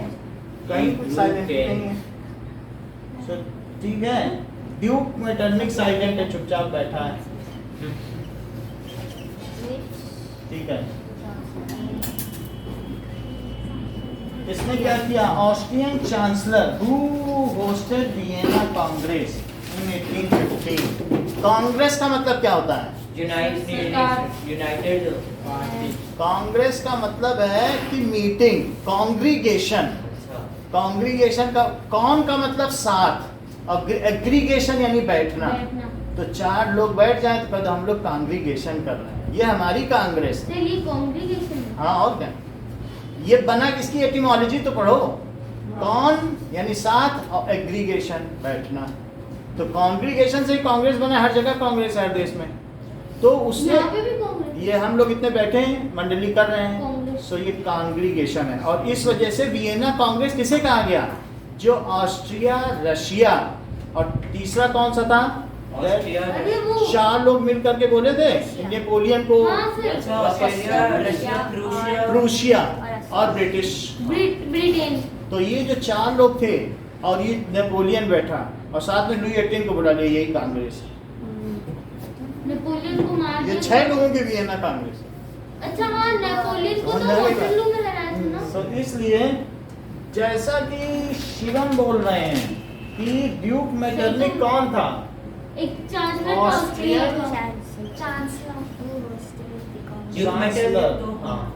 सो ऑस्ट्रियन चांसलर हु होस्टेड। अभी भी जर्मनी में जो चांसलर है वही उनका उच्चतम पद है। लड़का बन गया है। Who hosted. होस्टेड का मतलब जिसने मेजबानी की, हाँ। जहाँ सब लोग वियना। आए। हु होस्टेड वियना कांग्रेस जिसमें नेपोलियन जाके साइन किया। एंड ठीक है, and under his presiding treaty of Vienna was sign and Napoleon was sent to exile. देश एंड निकाला। अंडर देश निकाला। देश निकाला। ब्रिटेन भेज दिया था। Presiding, Britain. उसकी अध्यक्षता में, अंडर हिज प्रिसाइडिंग ट्रीटी और Vienna was signed in Austria. Of Vienna, वो तो बात सही है, वहीं पर हुई होगी। वॉज साइन, 4 दीवार है और उसमें आपने देखा होगा कि ऊपर छत बड़ी है, ऐसे खुला आगे है, समुद्र है, और वहाँ पे वो चारों बैठे हैं, शराब पी रहे हैं और ट्रीटी ऑफ वियना साइन कर रहे हैं। तो treaty of Vienna was sign, फिर उसको वो लोग सेलिब्रेट कर रहे हैं।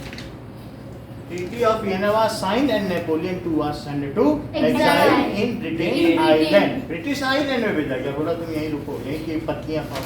फिर सर और वो मर साइन। गया। अच्छा वो भाग के आ गया था। और क्या, सर वो सच में मतलब वहाँ पे कुछ खाने को नहीं था, और क्या, तो फिर क्या खाता था? क्या पता। वो रहता कहाँ था? वहाँ। आइलैंड में। अब तो मैं ही सो जाता। ठीक है, जैतून की पत्तियों पे। वॉज साइन और नेपोलियन टू वाज सेंट, तो यही चीज। अरे सर अभी हटा दिए, क्या करें, पूरा लिखना पड़ेगा। Napoleon too was sent to exile. Sir side पे। नेपोलियन टू वाज, वो आइलैंड में भेजा गया था ना, send to exile in Britain. British island, British. जहां उसे आर्सेनाइज्ड कर दिया गया था, संख्या दे दिया गया था और मर गया था 6 महीने आज बाद। से हाँ। जहर दे दिया भाई गया। आर्सेनिक है, 15 ग्रुप का सेकंड मेंबर, वही दिया गया, थर्ड मेंबर। पी। ना पी आज सब दिया ही। फॉस्फोरस है वो। नहीं एएस नीचे। आर्सेनिक, संख्या। और जी के और एस के बीच में। सर ये बहुत इंडिया के बहुत सारे साइंटिस्ट को भी दे दिया था, यूएसए के साइंटिस्ट। जैसे कहते नहीं कि वो लड़की संख्या खा के मर गई, जहर यही होता है। होता नहीं, पेपर में नहीं आता है, हिंदी पेपर ऐसा ही होता है। हिंदी के पेपर में क्या होता है कि he has taken arsenic. Sir आपने हिंदी हिंदी के पेपर में सर आप ऐसे कैसे लिखते हैं? हैं? आपने बोला हिंदी के पेपर में ऐसा कैसे? हिंदी के न्यूज़पेपर में।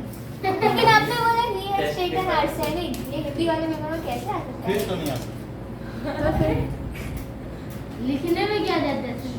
इंग्लिश के पेपर में भी हम आधी हिंदी लिखते थे, इंग्लिश तो आती नहीं थी। आप लिखते थे?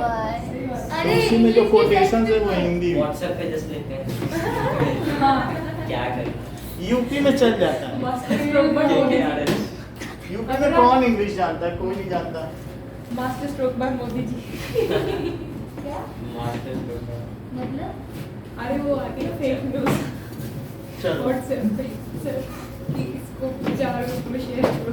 अब आपको देखो फोन नहीं बैटरी फुल चार्ज चाहिए। सबसे बड़ा है, देखो बुसीपी मजीनी पे भी आएगा। इससे दूसरे आगे वाले भी की है। दिया हुआ है। सर दूसरे मशीन ने अपने पढ़ा दिया।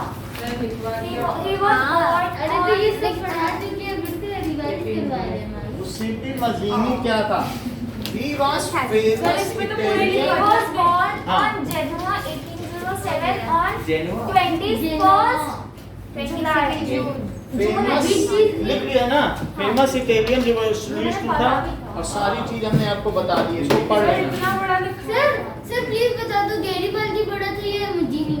सब अपने अपने जगह थे। गैरीबाल्दी ने कुछ चाहा नहीं और मजीनी चाहा था। अरे नहीं सर, बड़ा हाइट में कौन बड़ा था? Green brothers. सर वो तो मोटे थे।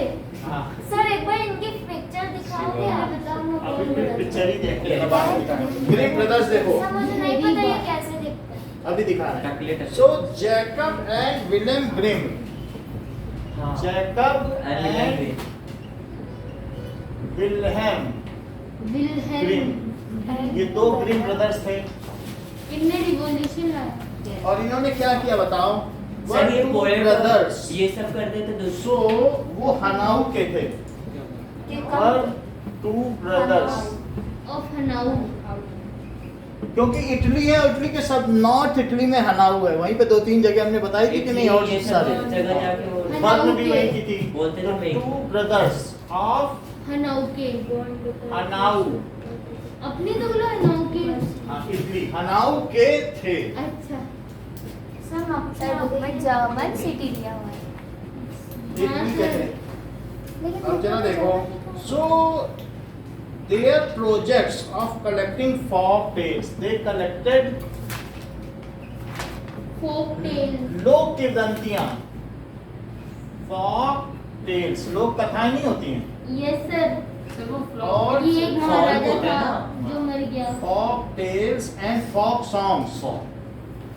फॉल सर फ्लॉप होता है। फोक होता है। वो हाँ folk tales and folk folk पहली बार songs। श्योर में कुछ सही बोला। है हाँ तो फोक ही होता है। अच्छा पर अब आगे सीट नहीं है, इतने में ही रहो।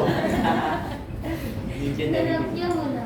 हाँ, मतलब ठीक है, folk tales and folk songs उन्होंने कलेक्ट किए टू, जिससे कि क्या हो सके,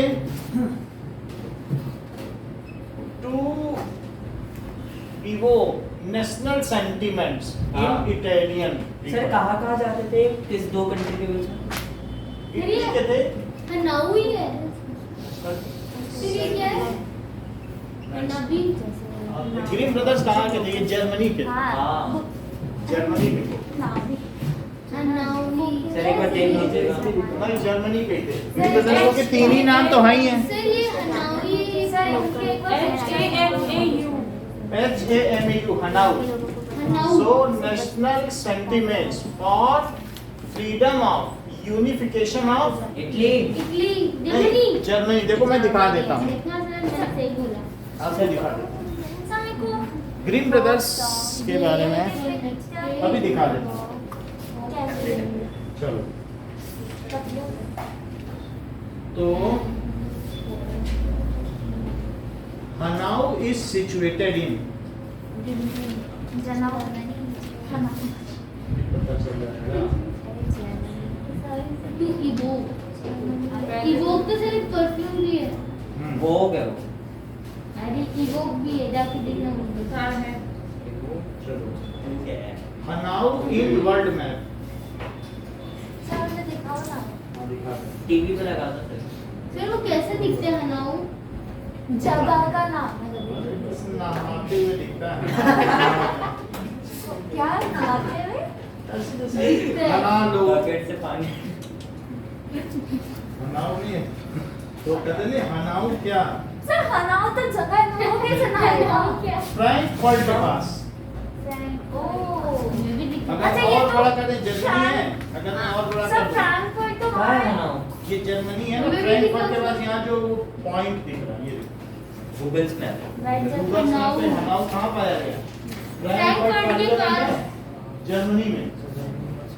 जर्मनी में ही है ये फ्रैंकफर्ट के पास ना। न्यूरमबर्ग ये सब वहाँ के हैं। म्यूनिच जर्मनी के बड़े बड़े शहर हैं जहाँ लोग जाते हैं अपनी हायर एजुकेशन के लिए। हाँ। मैं न्यूरमबर्ग में ऑक्सफोर्ड। पढ़ रही हूँ। ऑक्सफोर्ड वो यूनिवर्सिटी, यूएसए में है कैम्ब्रिज। वो USA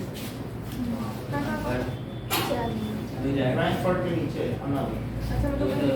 Saint Paul English medium और मल्टीप्लाई करेंगे तो होगा ये देखो। चलो so evoke national sentiments for unification of Germany तो सर ऐसे तो फ्रैंकफर्ट भी जर्मनी में हुआ। और क्या उसी के नीचे तो हनाऊ है। तो जर्मनी में कौन से 3 लोग फेमस है मैं बताऊं मैं बताऊं सर, हाँ। Victory memory second Ottoman Bismarck victory memo नहीं था, केसर विलियम। केसर विलियम टू, और जिस विल हेल्प टू, और एक और था मैं बताऊंगा। Green brothers. Green brothers. तो 4 लोग तुम बता दो इटली के लिए। विक्टोरी मेमोरी 2 वो कौन था? अरे उसका चीफ मिनिस्टर कैमिलियो डी केवॉर, गिउस्पे मसीनियन, गिउस्पे ज़ेल्बा। हाँ ठीक है ग्रीक के लिए कौन कौन जिम्मेदार? किसके लिए? ग्रीक। ग्रीक के लिए लॉर्ड बायरन। लॉर्ड बायरन था हाँ और उसमें डेथ और फ्रीडम किसने बोला? उसने अर्नेस्ट हेमिल्टन शायद ऑर्डिनेंस हाँ नहीं उसने नहीं बोला। नहीं सर, व्हाट इज नेशन बोला था कार्ल कास्पेर फ्रीडरिच। फिर कौन बोला था? या तो डेथ या तो फ्रीडम। सर किसने बोला था कार्ल कास्पर ने ना नहीं अब जरा तो देखो बताओ तो सर सर बताओ ना। हम बता देंगे आएगा तो बताएंगे। बताइए। अभी देखो सस्पेंस में डाल दो। इतनी बात समझ में आ गई कि नहीं जितनी तुमको बात बताई है? वो पिक्चर दिखाओ ना। पिक्चर सर देखो। ग्रीस में तो क्या वो था ना, ग्रीस में लॉर्ड बायरन। अरे एक थोड़ी ना बहुत नहीं है। हाँ सर वो इंस्ट्रूमेंट लेके भागे थे, हाँ साइंटिस्ट Scientific। जंगल भागे अल्फा बीटा गामा। वो तो भाई क्योंकि लेकर भागे वो लेके भागेगा लेकर भागे तू एबीसी ले लेके भागेगा 1 2 3 को लेके भागेगा गामा लेकर भागे ये 1 2 3 4 एक दो तीन चार लेके भागता है। ओके 1 2 3 4 क्या है यार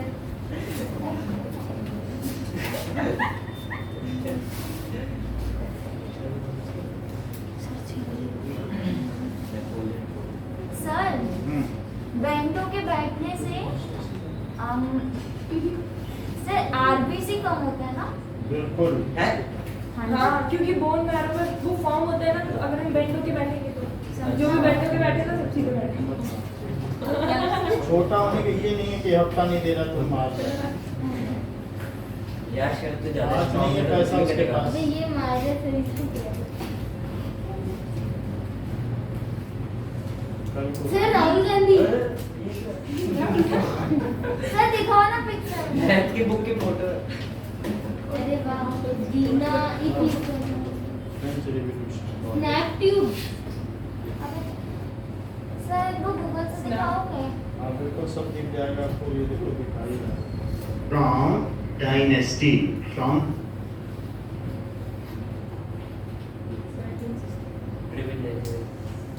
द मोनार्की कैसे डिफरेंट यूरोपियन कंट्रीज में नेशनलिज्म आया। हम फ्रेंच रिवॉल्यूशन से देखेंगे कि लोगों ने कैसे इसके लिए रिवॉल्व किया और नेशनलिज्म आया। फ्रेडरिक सेल्यू ने एक पेंटिंग दिखाई ये तो दिखाया जा जिसमें चुका है। दिखाया कैसे फ्रांस लीड कर रहा है। दीजिए अब आगे देखो ये तुमको ये दिखा जॉन पॉल मॉरल देख लिया? देख लिया सर, ओलंपिक की गाजर देख ली? हाँ देख लिया सर, ये ओलंपियड। तो 9th का है सर हाँ, और इसने फिर तो इसके ninth बाद है। अब ये देखो ये सर मैक्सिमम ये सारा 9 का है। अच्छा 9th है। चलो डायरेक्टरी नेपोलियन आ गया। अब नेपोलियन क्या करें? सर ये पूरा He 9 broke है। ये देखो, ये क्या है? नेपोलियन के द्वारा विजयित यूरोप। ग्रीन ये वाटरलू की हार है। हार गए सर, हाँ सर, बढ़िया खदेड़ दिया था। अब ये नेपोलियन वापस आ गए। ये नेपोलियन को संख्या देके मारा। मार दिया सर, वो ये पी दे के मारा था। हाँ।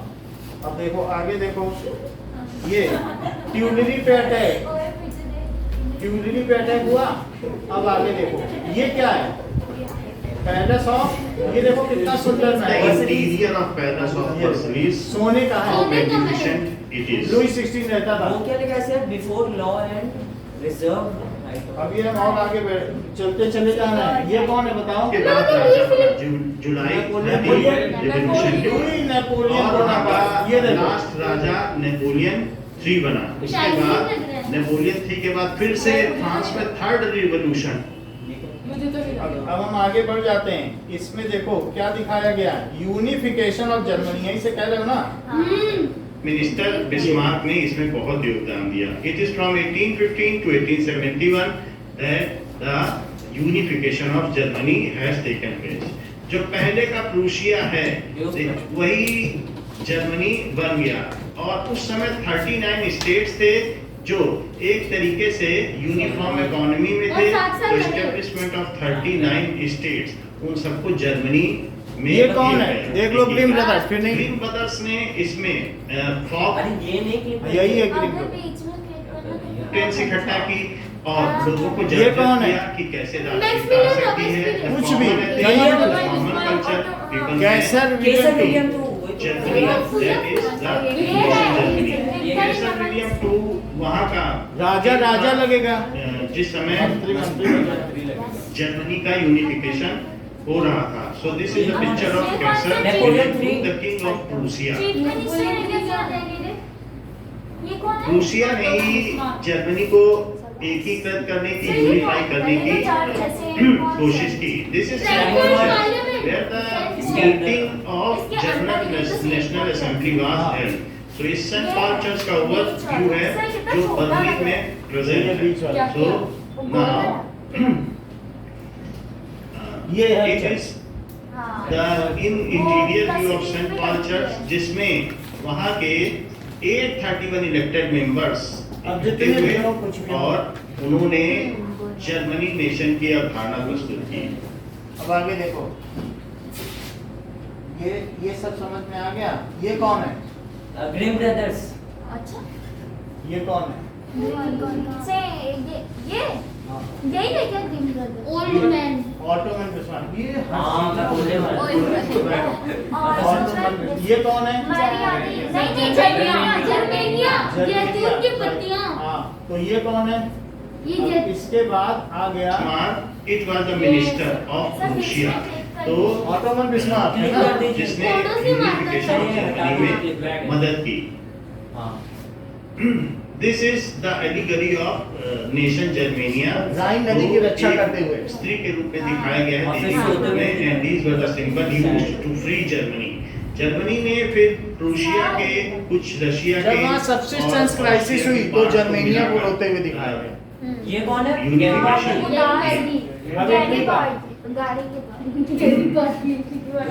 This is the allegory.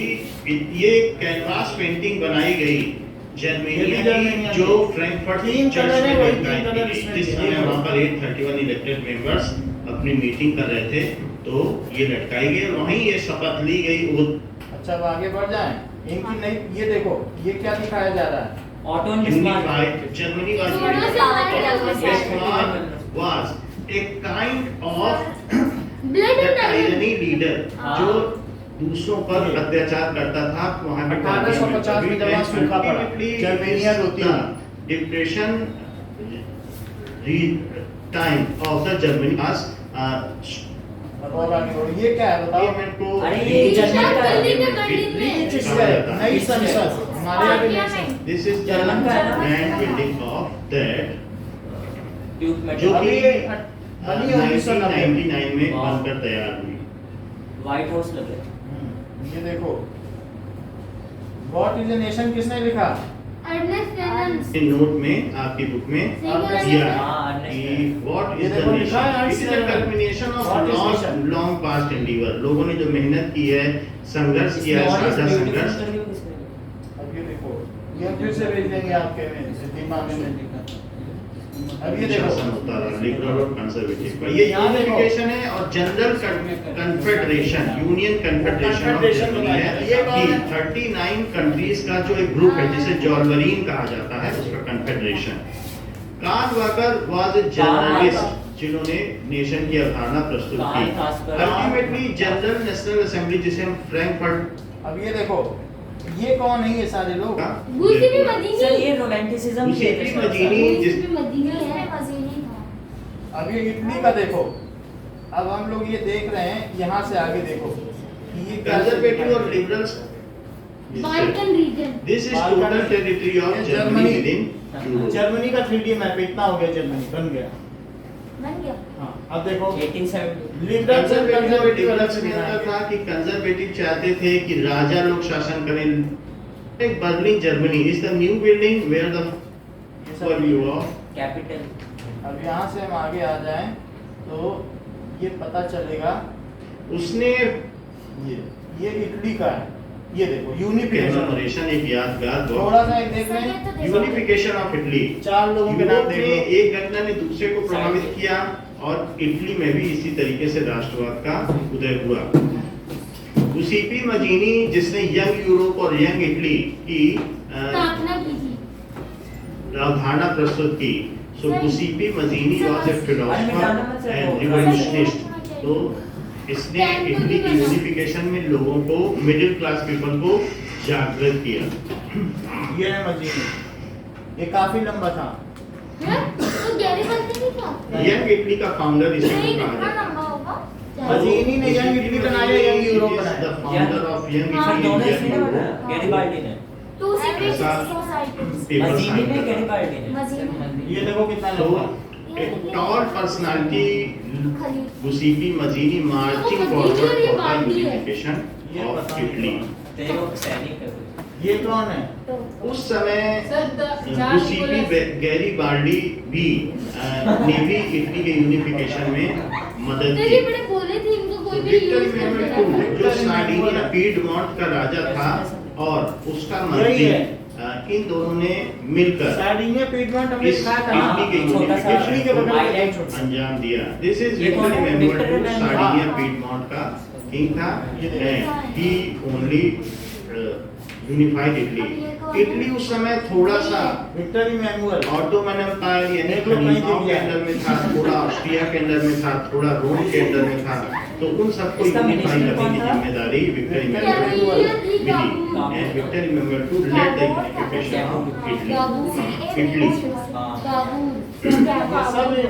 अलग अलग this is the photo of Victor Emmanuel II जो कि सार्डिनिया पीडमोंट का राजा था। देखिए, एक ही कपड़े पहनते थे। अरे लाखों रुपए देके एक पेंटिंग बनवाते थे, घंटों में अल्टीमेटली ये शौक था पेंटिंग यूनिफाइड इटली का भी किंग बना। फिर ये तो गूगल से लिया गया है। इसका मंत्री दैट इज ये देखो। Camillo de कार्बो। ये बहुत चतुर मंत्री था। मंत्री था और बाद में ये इटली का फर्स्ट प्राइम मिनिस्टर बना। सार्डिनिया पीडमोंट में ये मंत्री था विक्टर इमैनुएल का। That is Camillo de Cavour was the minister of Victor Emmanuel II। तो ये क्लेवर पॉलिटिशियन, हम फ्रेंच रिवॉल्यूशन। नमस्ते बच्चों। सर ग्रीस का तो पढ़ा ही नहीं।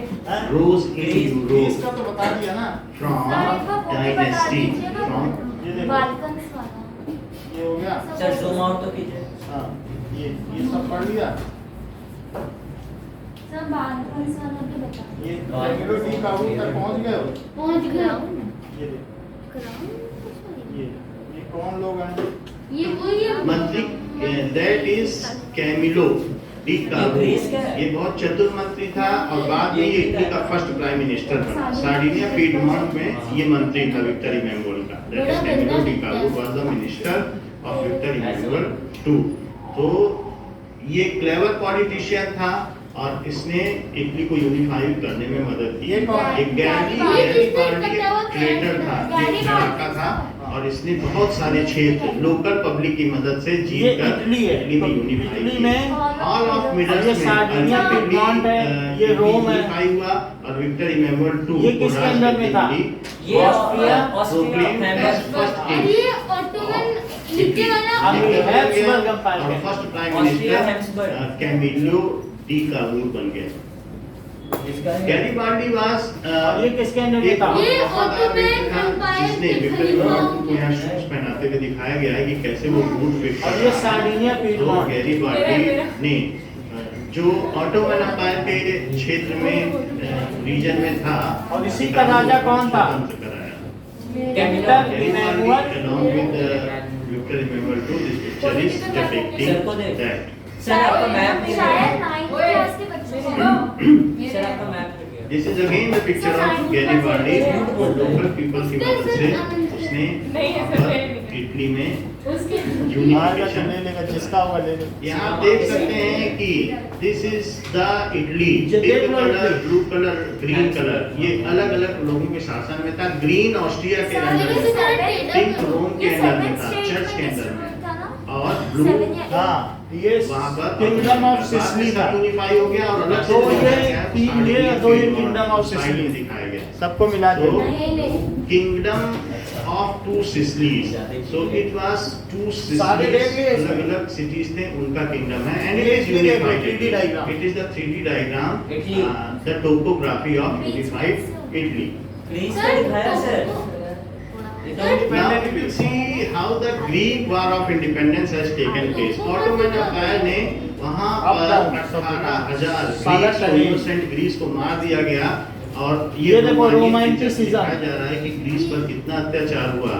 ग्रीक ने पूरे यूरोप को वो सब ज्ञान जगह दिया, वही इंटेलेक्ट दिया, चलता था रोमन। कल्चर दिया और अल्टीमेटली ये उनके ग्रीक को ही ऑटोमन एम्पायर ने बहुत ज्यादा टॉर्चर. स्कॉटलैंड का है ना Greek War of Independence with Greek flag has taken place. Most of the European countries supported the unification of Greece. This is Sultan of Ottoman Empire who was reigning on Greece. अब ये देखो, And Greece की position देखो, freed Italy के बगल by में। the help of English writer. तो ये इटली है, English writer ने ये ग्रीस यहाँ है। English poet ने मतलब कि पैसा इकट्ठा किया और ये। बाद में उससे उसने लड़ाई की, वो मारा भी गया एंड बट उसने ग्रीक को आजाद कौन कराया. बोल- ये The क्या बोल रहा है? freedom or death. So such was the word of Kalvarita. या तो आजादी चाहिए या मौत. This is the English poet Lord Byron, जिन्होंने पैसा इकट्ठा किया और लॉर्ड ग्रीक बायरन। में लड़ाई भी की और ग्रीक को आजाद कराया. लॉर्ड बायरन ये क्या है? ग्रीक ऑटोमन एम्पायर की मदद से ऑटोमन एम्पायर के एक नेवल ट्रूप को जला दिया. कौन जलाया था पायरेट सब करेंगे this is the burning picture of naval troop. दिखाया जैसे ऊपर कोई Clear जला picture of Greece. इटली वालों ने जलाया अरे ग्रीक का पढ़ रहे तो इटली क्यों जलाया? तो सर जलाया कौन है आया Now कहाँ से it is the Italy elegance वालों of ने जलाया. ये Greek nation Greek who is Germania की देवी है, नहीं करी। जर्मनिया ग्रीक की देवी है तो जर्मनिया हो तो जाएगी। क्या हुआ ऑटो ग्रीकियन ना ये ग्रीस के ये देखो, नए किंग Hungary। बने नाम ग्रीक के क्या था इंडिपेंडेंस के बाद. ऑटो नया राजा ग्रीस का। This is Ottoman empire. इसने मोस्ट ऑफ द ये रीजन्स पर बाल्कन स्टेट्स ये बाल्कन स्टेट है। कब्जा ये जो कर पहाड़ लिया था और सुल्तान इसके राजा हुआ करते थे. ठीक है। यूरोपियन पावर ये क्या है हाँ? ये हैब्सबर्ग एम्पायर है जो कि हंगरी, छोटे ऑस्ट्रिया, छोटे अलग अलग राज्य हैं, बोहेमिया इन सब में फैला हुआ था. वो भी हम बताएंगे। दिस ये ऑस्ट्रिया का एक मंत्री था, पॉलिटिकल लीडर. उसने कहा जब फ्रांस ड्यूक जीतता है, मेटरनिख। यूरोप को सर्दी होती है. When France sneezes, then Europe catches cold. Duke France ने मेटरनिख था वो। लीड किया था. So this is और ये- Metternich, Clemens van Metternich, Austria का एक फॉरेन मिनिस्टर था. ये जिसने ये बात कही. Unification of Britain. ब्रिटेन किस प्रकार से एकीकृत हुआ? देख लीजिए। ये किसका झंडा है? Britain was Great unified Britain। with Scotland and Ireland. नहीं सिर्फ ब्रिटेन Ultimately का North Ireland भी इसमें मिला. So तीनों के फ्लैग एक साथ बाद में मिला दिए गए. This is the national symbol of Great Britain. Unicorn। That, God and might died. So God exist करता है और हमारे अधिकार भी such is this. अब ये जरा देखो। Now here we are seeing that England plus sir England के क्रिकेट टीम इंग्लैंड का झंडा ये था, देखो प्लस प्लस वाला स्कॉटलैंड का ये था, दोनों मिल गए तो कैसा हुआ? सर एक जीके दो ये समझ में आया? सर। और अगर आयरलैंड भी मिल जाए तो कैसा होगा? लाल लाल आए तो सब तीनों मिल गए। सर एक जीके दो, जो इंडियन नेवी का जो फ्लैग है ना, उसमें इंग्लैंड का फ्लैग भी मिक्स है, क्योंकि ना एक नेगोशिएशन स्कॉटलैंड का झंडा मिला तो ये फ्लैग बना और आयरलैंड का मिला तो ये बना। जब ये जो इंग्लैंड का पहला वाला फ्लैग है ना, उसके साइड में इंडिया का छोटा फ्लैग भी रहता है। Treaty of Union was signed between England and Scotland. सबसे पहले इंग्लैंड और स्कॉटलैंड एक साथ मिले। ब्रिटानिया की हुकूमत उस समय वो पूरे वर्ल्ड में रेन कर रहा था, लगभग पूरी अर्थ उसके अंदर। ये देखो The same is shown by some painters in this that दुनिया में all the deities, सारे देवी देवता उसको आशीर्वाद दे रहे हैं और it is the Britannia. United Kingdom, this is the yellow portion in which Scotland, Ireland and England is known as the Great Britain of United Kingdom. Act of Union is signed between blue colored Scotland, अब यहाँ से उसको आशीर्वाद दे रहे हैं और it is the Britannia. ये देखो, अब ये ब्रिटानिया का रीजन है, इसमें स्कॉटलैंड कहाँ डिवाइड पड़ रहा है? ऊपर सर ऊपर तो ये हो गया ब्रिटेन, ये हो गया स्कॉटलैंड, ये आयरलैंड को जबरदस्ती खदेड़ा। तो इन सबको देना मिटाना। नहीं था अरे मत कर चलो अलग बैठा देंगे। United Kingdom, this is the yellow portion in which Scotland, Ireland and देखो England कैसे is घुटनों पे known बैठा है as the Scotland Great Britannia of के United सामने। Kingdom. Act of Union is signed between और blue flag भी colored वैसा ही है। Scotland सर, ये and the किसके Lady सामने of है? England. स्कॉटलैंड के Victoria, Rani Now, freedom struggle of ये भी देखो पोलैंड का भी आएगा। और रशिया ने पोलैंड के लोगों को पॉलिश लैंग्वेज बोलने से मना कर पोलैंड दिया मालूम है ना, रशिया को ये कहते हैं छोटा सा छोटा प्लस टू है, उसने वहाँ के चर्च को और पोप को बोल दिया था आप रशियन ये जान लैंग्वेज निकोलस में है। बाइबल पढ़ोगे, वो आप और पोलैंड रशिया की का लैंग्वेज में नहीं पढ़ोगे, सही पॉलिश है, लैंग्वेज कौन में। This is the sir main मौके में सर वो कितना हाथ लग जाता है। एकदम सीधे लास्ट पे सर और आगे और आगे और बस और दिया था आप रशियन लैंग्वेज में बाइबल पढ़ोगे और पोलैंड की लैंग्वेज में नहीं पढ़ोगे, पोलिश लैंग्वेज में। This is Nicholas II। इससे जात निकोलस II। हुआ कि उनकी लैंग्वेज उनसे छीन ली गई वहाँ के है। राजा को जात कहते हैं। द पोलैंड फ्रांस को में लुईस भी कहते हैं। एक इंडिपेंडेंस के लिए जर्मनी जर्मनी को कैसर। कैसर कहते हैं। This is और the Victor, Russia and Poland. Victor. This is the Alexander II. Italy. Very ये देखो वहाँ की रानी अलेक्जेंड्रा, हाँ, यही तो उसके बोला। सामने सब किट्टी खेलते हुए। कहा कि रशिया की Nicolas and Alexander. हाँ। रशिया की रशिया Now की थोड़ी this is C the Poland. ये देखो छोटा सा पोलैंड है। पोलैंड दिख रहा है तो पोलैंड का इसी में इसने कब्जा किया। हो गया और ultimately Poland- Poland Poland got independence from Russia. वहाँ के पोप ने चोरी चोरी अपनी लैंग्वेज में लोगों को पोलिश लैंग्वेज में सिखाना जारी रखा। बाल्कन स्टेट ये टोटल स्टेट ऐसा था जो माउंटेनियस रेंज से घिरा हुआ था और ऑटोमन एम्पायर के अंडर में था। तो ये रिमोट रीजन थे और यहाँ के लोग आपस में लड़ा करते थे क्योंकि एक दूसरे से टेरिटरी छीनने के लिए। और ऑटोमन एम्पायर खलीफा इन पर अच्छी तरीके से शासन नहीं कर पाता था क्योंकि आप इसकी टोपोग्राफी देख सकते हैं, अलग अलग रीजन माउंटेनियस रेंज से घिरे हुए थे। सो दे अल्टीमेटली इजीली गॉट। कितनी बात होगी? खत्म। नाउ है क्या वो थोड़ी देर का शो था। अब यहाँ पर देखें कि ग्रीन ब्रदर्स हम लोगों ने देख लिया कि ग्रीन ब्रदर्स कौन से, लेकिन कार्ल वेकर कौन था? कार्ल वेस्कर ना कार्ल वेकर, पोएट था। ये ठीक बता रहे हैं आप सब लोग, ये बात लिख रहे हैं। सर वो था कोई उसने वो बनाई थी कार्ल वेकर। जर्मनी वाली पता है जर्मनी वाली उसने बनाई थी ना हाँ, famous German liberal politician who was elected member of Frankfurt Parliament. A famous sir आपके लिए तो बहुत German liberal politician. Liberal politician. Karl Welcker ठीक है, जिसने क्या किया बताइए? सब पॉलिटिशियन था वो। तो who was elected member of Frankfurt Parliament? Who was elected? और इसके बारे में कोई कुछ जानता है? क्या इसने कोई पेंटिंग भी बनाई थी? ये सर वो जर्मेनिया वाली वो जो चेक करो जरा, उसमें लिखा है क्या बुक में? बोला कार्ड था लेटर का नाम है? फ्रैंकफर्ट पार्लियामेंट में जो लगाई थी और चेक करो जरा।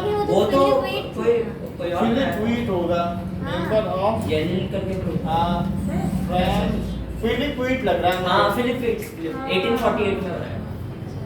मैं श्योर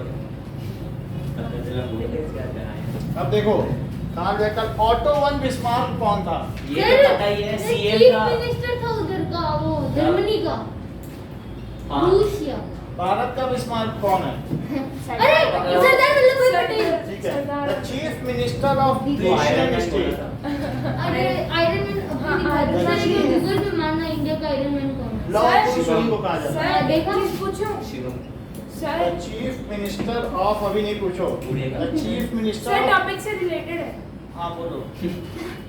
सर अभी आपने बोला ना कि उनको भी बोलते थे सरदार वल्लभ भाई पटेल को सर वो भी घोड़े से मारते थे He was chief architect। बहुत लोगों को, बहुत स्टेट को उन्होंने कंपेल किया कि तुम अगर नहीं करोगे धमकी देके, हाँ। हैदराबाद के निजाम को। अगले दिन सेना खड़ी कर दी, राशन पानी सब बंद कर दिया, सर नहीं बोला हम बनाया। तुम्हारे अंदर आते हैं। सर भागा था वोट अगर लेके ऐसा न करते ना पाकिस्तान। तो भारत की रियासतें एक ना होती।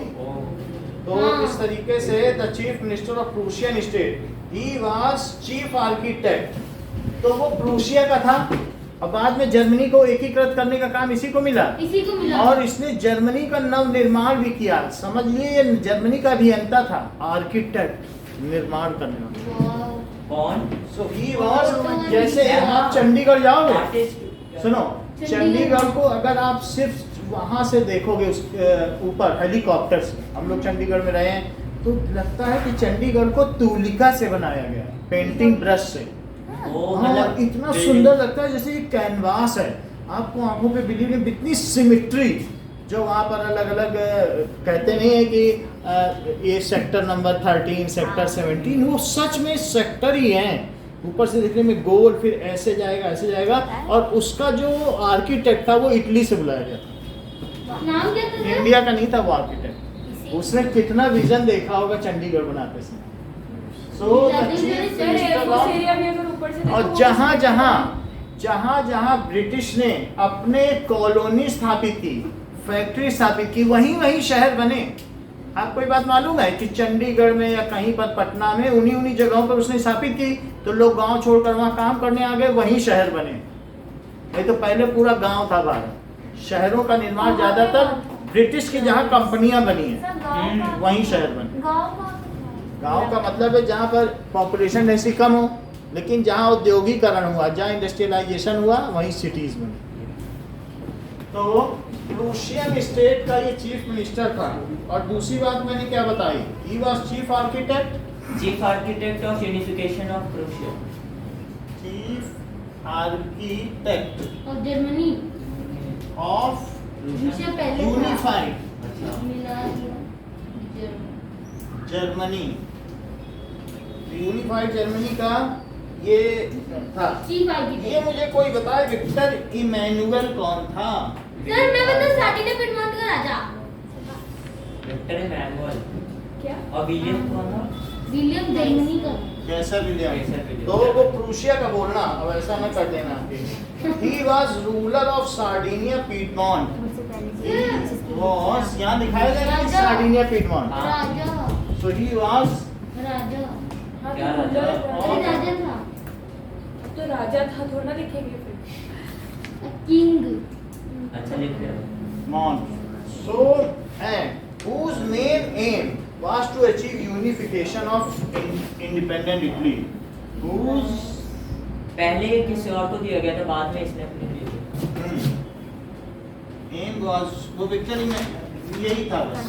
Main aim पहले was तो कॉन्स्टिट्यूशनल मोनार्च फेल हुआ था।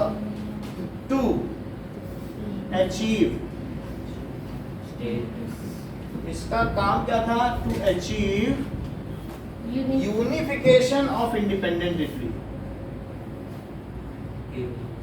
Unification of independent Italy. Germany कितने सालों में यूनिफाइड हुआ और कितने साल तक उसने लड़ाई की? जर्मनी 1972 में हुआ था। और कितने सालों की लड़ाई की? और सर 50 48 से 72 गिनो। 7 साल की लगातार लड़ाई की, 4 युद्ध। 70 3 युद्ध किए। नहीं 4 थे और 3 देशों से थे, डेनमार्क, अरे, फ्रांस। हाँ, ये बात सही है। डेनमार्क युद्ध तीन। किए। डेनमार्क फ्रांस डेनमार्क ऑस्ट्रिया था जर्मनी खुद ही प्रूसिया था। ऑस्ट्रिया प्रूसियो फ्रैंको वार, ऑस्ट्रिया प्रूसियो ऑस्ट्रिया वार। सर एक डब्ल्यू से था, ऑस्ट्रिया था, वॉटरलू, विलियम मारट। भाई स्टेट की बात हो रही अब देखो, विक्टर इमैनुअल के बारे में आप लोगों ने पढ़ लिया। Count Camillo de Cavour. Sir एक वाद्य था। ये कौन सर एक था ये? वाद्य था। ये चीफ मिनिस्टर था साडिना पिडमोंट का। और हाँ साडिना पिडमोंट का chief minister so prime minister of prime Italy. Minister हाँ यूनिफाइड बाद में बना पहले। सारदा बुआ। सादा शारदा बुआ थी तो उनका प्राइम मिनिस्टर। शारदा बुआ। सो कोलकाता में इनके बारे में शारदा हमने पार्टी लिख दिया था। चीफ मिनिस्टर ऑफ सार्डिनिया था, ये था कौन था? Sardinia chief minister. और ये पहला प्राइम मिनिस्टर बना इंडिपेंडेंट इटली। सर कोई आया है? ठीक है। फ्रांस इंजीनियर मेरा Chief मेरी कितने लोगों में and ठीक है। he was given a credit for unification of Italy। क्या इसी को क्रेडिट दिया जाता है? हाँ So he वैसे इसने छीना क्या था? अरे इसने वो ऊपर नीचे हटा दिया और ये एक अच्छा मतलब- रणनीतिकार था। हाँ। So और बहुत दिमागदारी हाँ। Clever boy. for unification of BOI Italy and became और क्या बना? Prime minister. First prime minister first prime minister of independent Italy. बताते थे मुझे भी पता था। तो हो गया इटली अंडर केसर विलियम। नहीं विक्टर इमैनुअल 2। विक्टर इमैनुअल के अंदर बना है। फिलिप वीट कौन था? एक वो था वो। फिलिप अरे पेंटर। सर जर्मनी हाँ 1848 में पेंट बनाया था जो उसने फ्रैंकफर्ट पार्लियामेंट में बहुत लंबी सीलिंग पे जर्मेनिया की 1848 में बनाया था जर्मेनिया की बनाई थी ना। अबे आप नीचे बनाया German artist. Name cotton Philip. Sir cotton banner पे पेंटिंग बनाई थी हाँ, who prepared a painting of Germania?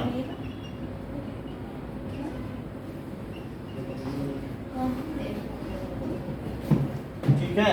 Sir बस इतना लिखो प्लीज। In 1848 गुस्सीपी गैरिबाल्डी और दो लाइन। दो लाइन सर आपका सर हो बहुत जाएगा बहुत अच्छा लिखा दो। एक लाइन लिखो। अच्छा उस पे क्या लिखा एक लाइन 10 के He has बराबर। also an important role in no unification ये he was freedom fighter of Italy। हाँ He was freedom fighter of Italy freedom and joined in army. Sir Mazzini ने वो बनाया था क्या कॉल क्या बोलते थे यंग इटली यंग हाँ he made नहीं बनाया तो उसने यंग इटली था, वो मेंबर था यंग साउथ इटली। वो कार्बन जो उसने साउथ इटली है, हाँ सही बोल सही जो कि किंगडम ऑफ सिसलीज भी कहते हैं क्या साउथ इटली को? वो क्या होता है?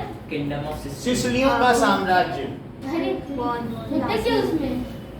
सिसलीज एक जैसे आप ये नहीं कहते बोरबॉन फैमिली और ऐसे हैब्सबर्ग एम्पायर, तो सिसलीज का है किंगडम ऑफ सिसलीज को आजाद करा। सिसलीज को आजाद करा और किससे? ये लाई कहाँ करता है? From south Italy. और अच्छा, सर वो नॉर्थ खलीफा को के अंदर में। नॉर्थ को From- किया था किससे? ऑटोवन ऑटोमन एम्पायर। जिसपे मजीनी तो हैब्सबर्ग ऑटोमन को जिसपे और- गैरिबाल्डी की विद लोकल फ्रीडम हाँ, फाइटर्स। विद और लोकल सर इसके खुद के भी सैनिक थे, नहीं सर, लोकल पेजेंट्स का सपोर्ट एजेंट्स वर्कर। जो लोकल एक्टिविस्ट के माध्यम से इसने आजाद कराया। ऊपर मजीनी ने कराया था, ऊपर मजीनी ने करा दिया सेना के साथ, नीचे और नीचे इसने लोकल एक्टिविस्ट के और साथ कराया। कैवियर दोनों में हेल्प किया था। हैं? कैवियर था दोनों में ना। वो रणनीतिकार था, हाँ, मतलब वो इन था सबसे तो। लेना देना नहीं, वो मंत्री था। तो इसी के साथ आज का कार्यक्रम यही समाप्त होता है। धन्यवाद। सर एक कहानी सुना दो। हाँ सर, बहुत मजा आया।